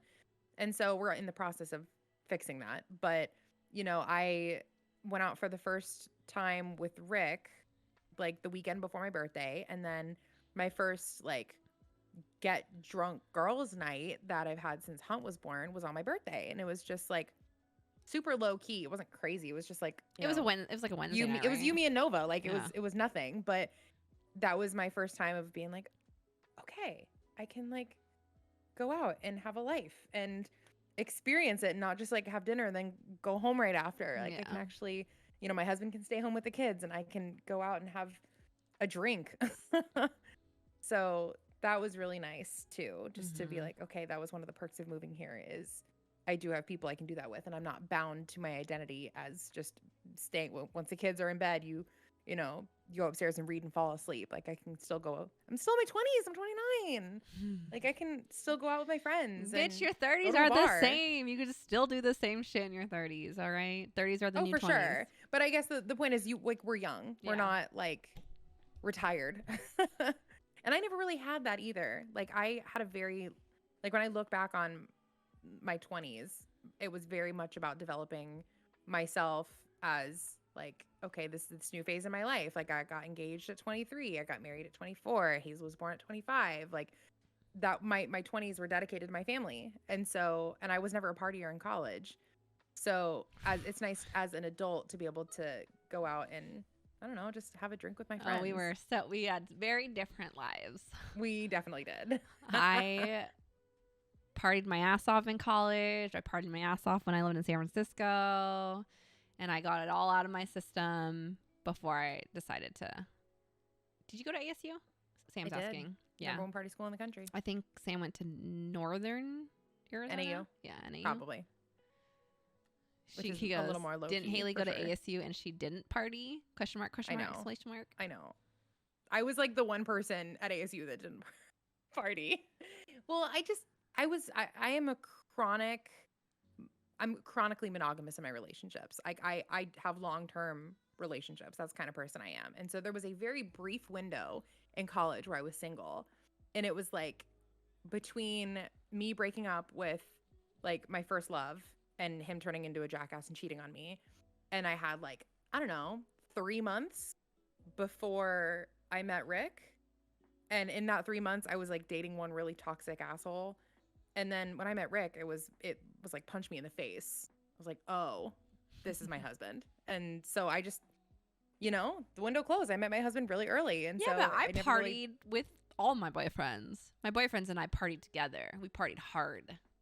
Yeah. It's nice. I feel safer partying when I know I have someone, because for sure. It's very scary partying when you're a woman. Living in London for half that time. And Rick was living at home. He didn't live on campus. And so we didn't have opportunities to really like go out together, just because like where we were both at. And then it was like senior year, and he had already graduated, and so he was starting work. And I don't know, the timeline of it, had we been like freshmen or sophomores, like early college, where it's like, oh yeah, we're living on campus and like everybody's going out and that kind of stuff, I think we Yeah. probably would have gone out Well, and you more than guys, we and I did. think the other major piece there is you guys didn't live in downtown LA, right? So it's Right. not the same. I lived in San Francisco proper with my Yeah. boyfriend, and we went The out city. like every night and stuff. So Mm-hmm. yeah, I mean, It's different. I look back on those days really fondly because I, and not saying that you would ever feel this way, but like I personally truly needed to like get it out of my system and like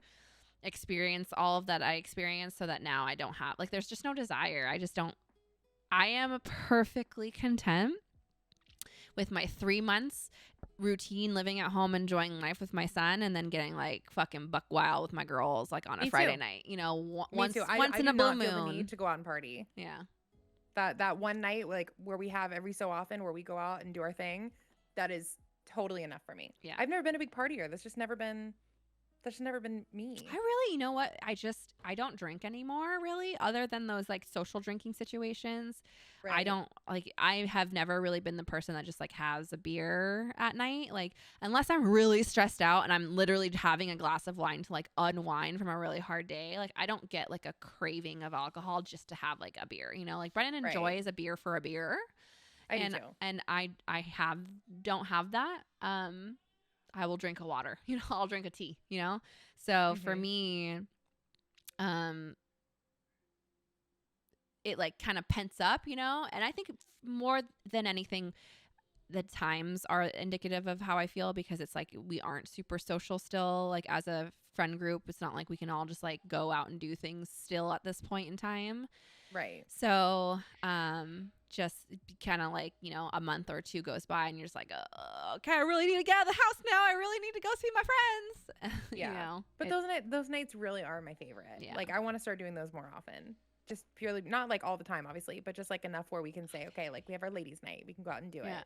But I really want to get a babysitter situation sorted so that we can I know. double date. We've been talking about it. We need to just do it. Yeah. You're right.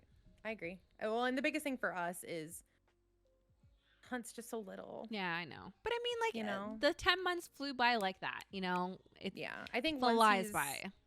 Once he's older, and not he doesn't have to be like a full year, but like once he's old enough that I feel comfortable with somebody Mhm. else like handling him, Mhm. then I'll be like, okay, yeah, let's do it. For me specifically though, like, again, we're both parents, right? So I Mhm. think it's even easier than that, because we can plan to do stuff at like 7:30, 8 p.m. when the kids are in bed, and we just need someone Yeah. basically to be there in In case the of house. emergencies. Yeah. Right. You know? You're right. That's Because true. it's not like think I it'll don't be- have the Nana open the entire time we're at dinner and stuff. So Yeah. You're right. That's a Yeah. good point. And especially if we decided to do like, you know, us just all going to your house and Hazel just passes out in the bonus room while we're downstairs doing our thing, and then we take her home at night, or like, you know what I mean? Like Yeah. there's ways to do that where we still get to spend time together. Your as kid's a grown-ups, little but too social for that, I think. She'd have a hard time. right now she would. Yeah. But as she gets a little bit older, I For think sure. that, and she can understand, okay, I'm gonna go Mhm. to sleep now, and you know, and Cohen will be a little older, and you know, all the Well, kids will she'll be aware enough to like Unfortunately, understand I think that's- Cohen will be at her point. What? It said, unfortunately, I think Cohen will be at the age where he's at her Oh. point, so he's pushing all the boundaries, you know? Hey. Sorry, I feel like my cat is about to be an asshole. Don't pee, Don't Josie. do it, Josie. I don't trust her. I see her scratching at the carpet. But yeah, you're right. We do, like, even if it's just for Hazel, because Nova has been our babysitter the last couple times that we've needed it. And Hazel was a gem. She was perfect. She actually, different Nova when fell she's in asleep her- in bed with her. Yeah, she told me. It But was it's, so it is cute. different when Hazel's in her own element, right? It's her house, it's Of her course, toys, it's of her course. room, you know? It's a lot Yeah, easier. I get it. It makes sense. Also, I'm loving that everybody's kind of sharing their own anecdotes of what life was like in their 20s and 30s, and like how your age and having that like going out and partying experience and like where that fits into your life. It's just Mhm. interesting to hear how, you know, some people are like me. They just didn't really party in college and never really felt that need to, Rick was like that too. He was never the type to have to like go out and do shit. You know what I mean? Yeah. Which is so ironic to me because you are such a person who goes out and does shit. Like how so? Like I get my grocery shopping done on a Sunday and I really don't need to leave the house for the rest of the week. You very much are like, I want to go to Barnes and Noble. I want to go to Target. I want to go, to, the Child's Museum. I want to go to the zoo. I want to do, like, you're why that is? You'll be the same way once Cohen's older. Once he's not satisfied with being in the house and needs to like do things, yeah, Hazel will be crazy if I keep her home all day. Truly. Yeah. Like going to the Children's Museum and going to Target and doing stuff after school, that is very much for my sanity, because otherwise she will be like, it's for both of us. Yeah. Getting out of the house when they're at that age is huge. Yeah, but even though she has like a full day of school, like yes. there's not. Wow, really? Yes. Even if it's like 5 days a week she's at school for however many hours, and then the weekends, if she's stuck at home all day, we will all be miserable. Yeah. So that's more just like getting her engaged, because otherwise, like, what do you do at home? Yeah, she's got toys, like that's fine, but otherwise the TV's there, right? And she'll want to watch like whatever it is she wants to watch. Yeah. Which, even if it's the most educational, like awesome thing for kids to watch, like it's still TV. Right, and so for her, at least, she's the type of kid that if she's in front of a TV for more than an hour or two, like she'll start to turn into an asshole. Do you think if COVID wasn't a thing, she'd be in like extracurriculars, like sports? Yes. Or... We're talking about putting her in extracurriculars. We tried gymnastics. I wasn't a big fan of the gymnastics place over here, so we didn't end up doing that. She's on a wait list for dance class, but they're backed up for a bit, so we probably won't hear about that for a little bit. I'd like to try soccer for her. I think she would love soccer. She loves running. And she has a soccer ball she plays with at school, but it's starting to get into like the cold and rainy season, so I don't know if it's really soccer time right now. There might be and she did swim indoor. back in Arizona. There's a lot of indoor facilities you should look into. Yeah, I had one of her classmates' moms, who I'm friends with. She recommended a soccer league that I'm going to look into for her, because yes, she would definitely be much more socially involved with extracurricular activities. Yeah. So we're trying, though. we're getting there. She's definitely old enough. That's the other thing too, is like this age is like perfect for getting her started in some of those. Yeah. Swimming you should do as soon as you can, just because safety, right? It's important for babies not to swim. Well, yes, especially in Arizona where there's swimming pools everywhere. Everywhere. It's less of like a impending doom thing here. I don't think I've seen a single swimming pool since I've lived here for 6 years. I couldn't even find a proper swim class to enroll her in when we moved here. Yeah. I mean, they she exist. Hasn't taken them since. Like, we have a YMCA and there's a couple private clubs and stuff like that. But yeah, I just need to find it, because I don't want her to forget all the stuff that she picked up on back in Arizona. But it really isn't as necessary here as it was back in Phoenix, for sure. But, that's a skill that she will need to learn at some point. Oh, for sure. Yeah. But I think she would have so much fun in dance class. She loves to dance. Yeah, she does. And so I've told her that. I'm like, would you want to try dance? She's like, yeah. Same with gymnastics. Like, her friend that goes to her school goes to the same gymnastics place that I was kind of like, a little hesitant on. But I'm like, I don't know. If you go, like, maybe we'll try again, see if she likes it. She has like leotards and stuff. I bought her everything for it. Yeah. So maybe we'll give it another shot. Maybe if she has like a friend that she can go to class with, maybe you can like enroll them together. Yes, that's kind of what I'm thinking. Yeah. Because her friend is actually not in her class at school. They're in different classes, but they see each other at the end of the day. There's like an hour of playtime at the end of the day before pickup. And so they're like attached at the hip. It's so cute. I love watching them together. They're like, every time I pick Hazel up and she's like talking about her best friend and like, I want her to come to my house. I want her to come to my house. And so did I mention that she's going over there for dinner tonight? I don't know if I said that.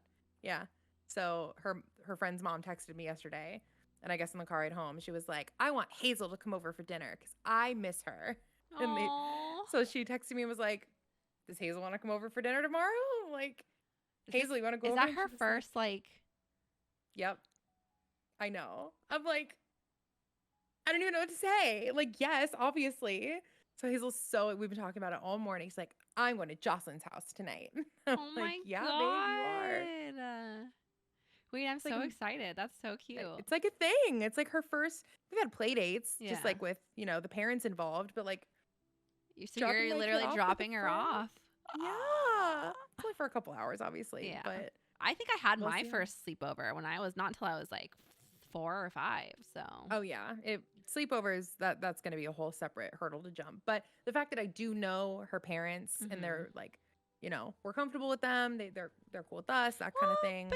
But Hazel's had sleepovers, with Arya, just not, parents not being there type of thing, Right. Yeah. But She's she's slept at other houses, but experienced. we've always been there. Yeah. But she's still experienced, like having a friend stay the night already. Yes. So. Yes. I told her that Arya's coming back in December for her cabin trip, and she's her new thing is right now. She's coming right now. I'm like, no, hey, it's not until December. That's I want her cute. right now. Like, I know, not until December, and then it's a mess about why she's not there right now. But I'm excited that they're gonna come back out. Like, you guys live too far away. You guys should just move out here. I know. But I was talking to Alyssa about it. She's like, we just have what you guys have there, we have here with friends and stuff. I mean, I guess. I think we're better.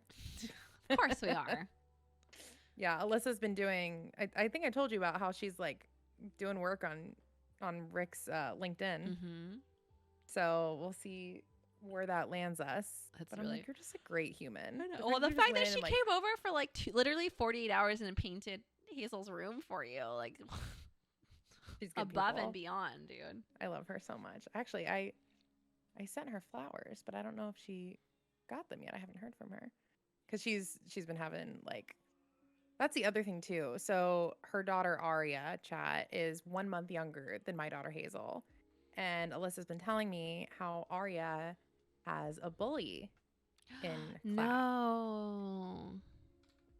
Yeah. That's. And it was a girl who used to be like they were best friends, and then one day this girl just decided that they weren't friends anymore, and like said she didn't like Aria's dress because she didn't like flowers, and flowers were on her dress, and she only liked apples because this little girl had apples on her dress. And What? like Kids are random. Aria went up to her and was like wanted to play with her, and she was like, I need space from you. And oh yeah, she was like really mean, and Aria was like getting her self-esteem was plummeting. She's like, I really hope Lila likes my dress today. Like, I'm gonna wear this because I know Lila likes it. And I'm like, and Alyssa and I are like raging. I'm like, I want to punt this girl. Like, I want to punt her into the next zip code. Who is she? I will fight her. I will fly to Florida and go to bat for Aria. Even Hazel. I was telling Hazel, I was like, Aria's been having a really hard time in school. Like, this one girl's being really mean to her. And because this girl, Lila, told Aria, she's like, you're not my friend anymore. You're not my best friend anymore. And Aria's like devastated.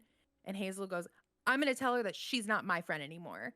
And I was like, don't tell Aria that, baby. Like, Aria's having a hard time. She goes, no. I'm going to tell Aria's friends that they're not my friend anymore. She was like gonna go up to bat for Aria and like fight for her. Like, Hazel's a loyal one. Yeah, Hazel will go at it. She will be there for her friends. But yeah, so that's so cute on Hazel's part. So shitty. But like, is it shit? Like, okay, as a parent, is it shit? Like, is that being a bully though? What, Hazel actually going up and saying No, that? the girl saying like, I don't want to be your friend anymore. Like no. The bullying aspect of it was an everyday thing, and she just kept saying, like, Aria would try and reach out or like just be in her space, like. So Alyssa dropped Aria off at school, and Lila was there, and Aria literally goes, hi Lila, and Lila went, I need space from you, and walked away. And it was like every day there was something mean that she was saying to Aria. It wasn't like a one comment walk away. It was like a week-long thing where she just kept saying like hurtful things to her. And like whether or not you classify that as bullying, these kids are 3. Yeah. Like it's still unkind. I'm not saying that my reaction isn't the same, but at the same time we are teaching our kids to like be vocal about needing their own space and stuff like that. So needing their own space is fine. It's more the fact that she's like, I don't like I don't like your dress. I don't like flowers. I Okay, only yes, like apples that on my that dress. Like, the I don't like your dress thing is rude and mean and messed up. But like, I don't want to be your friend, or I want space. Like, is that just like kids not having like a filter and being like bluntly, probably. like, Probably. you And if know, it hadn't been accompanied by the other comments, right? that's probably how I would classify it. That's So, and wild. Alyssa and I've been talking. We're like, how do we How do you handle handle this? that? Yeah, I don't know. Yeah, I think you have to and handle it by Alyssa's just been talking giving to it their space. mom. Well, that's the other thing. I was like, I would reach out to her mom Yeah. at that point. I'd be like, hey, our girls have been friends for a long time, but like Aria's been coming home and saying these things about that have been going on at school. Like should we get the girls together and talk and see if there's something going on? And the girl's mom was like, like, she's like, oh well, Lila hasn't said anything. Like, it just didn't seem to care. I'm like, if someone told me that Hazel was saying these kinds of things to their child, I would be devastated. 100%. And I'd have the conversation. I'd volunteer. Like, That's when you sit down with your kid yes. and you're like, what's going on? You say, honey, like, if you don't want to be friends with Aria anymore and you want your space, like, I think it's the kid's prerogative, but you need to be respectful with everything else, and you need to be nicer about it. You know what I mean? Like, you can still want that and get that, but in a nice way. Hey, Aria, exactly. I don't really want to hang out right now. Can you please give me my space? Like, you can, there's not, and then the obviously the criticism of like her appearance and stuff like that is a huge no. So right. Dang. It just breaks my heart because Aria's just the sweetest little kid. She's the sweetest, most intelligent, amazing kid. Obviously, like, I mean, I don't know if obviously, but like, clearly, I think there's an undercurrent. There's something else going on, most likely. Well, that's what I said too. I'm like, maybe there's something going on at home with that girl. Yeah. Like, you don't really know. Or she's jealous. Like, maybe Aria did better on a presentation or had a cooler thing that the class liked, and she felt jealousy or something like that. And she didn't that could be. know how to so process that. We FaceTimed with her, and I was talking to Hazel about it, and I was like, hey, we're gonna call Aria. She's been having a hard time lately, so let's make sure we're extra kind to her today. And Hazel was like, I know what would make Aria feel better. Like, as we're on the phone, and I was like, what? And she's like, a hug. And so she like hugs the phone, and then Aria has this one joke that she always says. She says duty, and Alyssa hates it. It drives her nuts. But she said that, and Hazel died. She starts cracking up. She's like, did you say duty? That's so silly, and starts cracking up. And you could see Aria's confidence. Like, she thought my joke was funny. Yeah. And, I talked to Aria. I was like, Aria, I think you're such an awesome friend. I think you're so funny and sweet. Aww. Thank you for being such a good friend to Hazel. Like, gassing her up. Because if she's not hearing this from someone who matters, like, Hazel's a friend too. Right. Like, we'll freaking tell her. So, yeah, so the reason I bring all that up is because, that's been something that Alyssa's been having to really handle hard. on her end. That's so hard. I think that's something we're all going to have to deal with at some point as our kids get older. Absolutely. I mean, shit, it's like the ultimate parent challenge, right?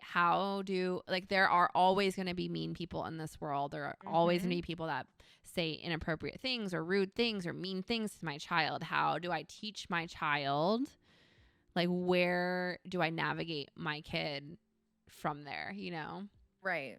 For sure. And those are hurdles that we all approach because they're all going to be different situations, and kids are all going to speak differently about it. And, the nice thing is, at least from our perspective, we have made sure we've gone out of our way to not just educate Hazel in the sense, but also put her in, everyday school where they also very much approach with kindness. Like, that's their whole motto, their whole just perspective at that school is about kindness. Yeah. And so, I love the fact that she knew her friend was having a hard time, and her first response was what would make her feel better. And she was like, a hug might make her feel better. And just to know that that's where the direction that her brain is going gives me hope that maybe we are raising a kinder generation, like just being more self-aware, and, that our words have power, and even from a young age, our words have power. And so making sure that we can navigate those waters from an early point and saying, we just want to be kind to each other. I mean, I think good parents and bad parents have always existed through the generations. I think that the good parents just have more resources, and the mediocre Yes. parents who want to be good parents have more examples set for them because of social media and stuff like that. And I just think bad parents will always be bad parents, unfortunately. So, Not shitty. yeah. I like to think we're all just trying our best. You want to see my baby? Come here, Is he bug here? bug. He's being very rambunctious today. Let Come me see here. him. Come here, Stinky. Oh, he's at my bug bug. You're making me want to go get Hunt. He's clapping now. Can you say hi? Hi, Coco. Can you say hi? Say hi. Hi, Cohen. Say hi, Buggy. Hi, big boy. Hey. Hi, handsome. Can you wave? Can you wave to the chat? Can you say hi? Can he see us on the Yes. on the stream? He's looking at OBS right now. Hi, Cohen. Who's that? Is that Dada? Well, you were so rambunctious 10 seconds ago. Now you're so shy. Do you see Auntie Haley? All the lights. Ah! Can you say Dada? Can you say Dada? Can you say Dada? I love you. Oh, he's waving. You see it? Yeah, thank you for waving. Hi, Cohen. Thank you for Performance anxiety. Relatable little man. Thank you for waving. Good job. Hi, Cohen. Good job, Pumpkin. Have his teeth come out more? Yeah. Every day. Little Every chunk of it. day. Mhm. More and more white. Those pearly whites. Hi, Pumpkin. We gotta start brushing your teeth now. You Yup. waving? Thank you for waving. Hey, Coco. Thank you for waving. I remember, I'm smiling so big right now. I remember when Hazel waved like that with the open fist. Mhm. Oh, God, My he's so- heart. Dude, he's so I'm big. dying. now. I'm in literal pain from how cute he is. You're so big now, Bug. My Such a big heart. boy. I love you. Oh, big smiles. Dada playing hide and seek with you? Is Dada playing hide and seek? Yeah. Dude, My cheeks hurt. Oh my god. he's like non-stop talking right now, though. I I want to bring Hazel over to play with him. I feel like he's at this point now where they could have so much fun playing together. You would think so. Maybe we can definitely try. He's just Yeah. he gets really he's like in the prime stranger danger phase, I think. He's starting to really get really weird and uncomfortable around people that he doesn't Yeah. know. Yeah, but he knows Hazel. Yeah, but I mean, even Brendan's parents, it takes them like a little bit to warm up to every time they come over now. For sure. Oh my god. I love his smile. Who's that? Are you waving? Waving. Okay. I want to see. How long has it been since Hunt ate? I want him to come on here and say hi. I can't believe we both have boys. 3 hours and 23 minutes. He needs to eat. Awake. Or Bye, is he working? Well, Rick. I think we can wrap up now. Okay. Bye, Stinky. I love you. Hunt's been going like longer stretches between meals. Yay. Big fan. We love to see it. We love to see it. Before we go, I do want to note on one thing. Alexis in my chat made a comment about how when she finds out that people have a fan house on Twitch, she actively chooses to sub there over on Twitch because the cut that creators get is better on fan house than it is on Twitch. Mm-hmm. So just a PSA, that's one of the great things that we love about Fan House is that they have a much better split for content creators. So if you guys are trying to support your faves, Steph and I both have a Fan House that you can sub to. I don't know if you have a command for yours or not, Steph, I but do. in my chat, ! Fan House. We'll link you. Honestly, for my community though, I know the thing is, I know like emotes and your sub loyalty badge and stuff like that. Oh, are I'm not just- saying to unsub, but I'm saying, but you some know, people that can only is- afford one, right? So Yes. because I had the same thing happen where someone was like, hey, I can only afford $5 on one platform. Which would you rather it be on? Whatever your personal preference is, honestly. Yep. If you want the emotes and you spend a lot of time on Twitch, then go for that. If you obviously Twitch is free though. So if you want to see the extra content and be part of the fan house, don't feel bad if you have to unsub to my channel too. It's totally up There to you you go. guys. Yep. We love to see you guys wherever you are on the internet. Absolutely. We're just grateful to have you. Yeah. But yeah, other than that, this was a good first episode back. Hell yeah, dog. Monday. So we're going to shoot for Mondays around 10 a.m. I think is 10 or 11. Yeah. I don't know. Either one. Either Whatever one works for me. Yeah, I think Monday's going to be a good day. So if you guys want to catch our podcast, that's where we'll be. Yeah, we missed you. Good to be back. I know. We missed you so much. We just missed talking, and I think this has been a really good episode. So well, and it's also like you and I we text all the time, but having like sit down conversations where we can catch up like this also makes me happy. Absolutely. Just be like, hey, how's life? Faux show. All right, chat. We love you guys. Thanks for chilling with us today. If you guys are new to our channels, you can hit the follow button to catch us next time we're live. We are all over social media on Instagram, Twitter, YouTube, all that jazz. Shout out to everybody watching on YouTube. Thank you for checking out the VOD. Hopefully you guys can catch us live next time. Yep. But yeah, check us out elsewhere when we're not live on Twitch and follow our lives, all that jazz. We love you. We love you lots. Steph, I love you. I love you too. I will text you later. Okay, sounds good. Bye, everybody.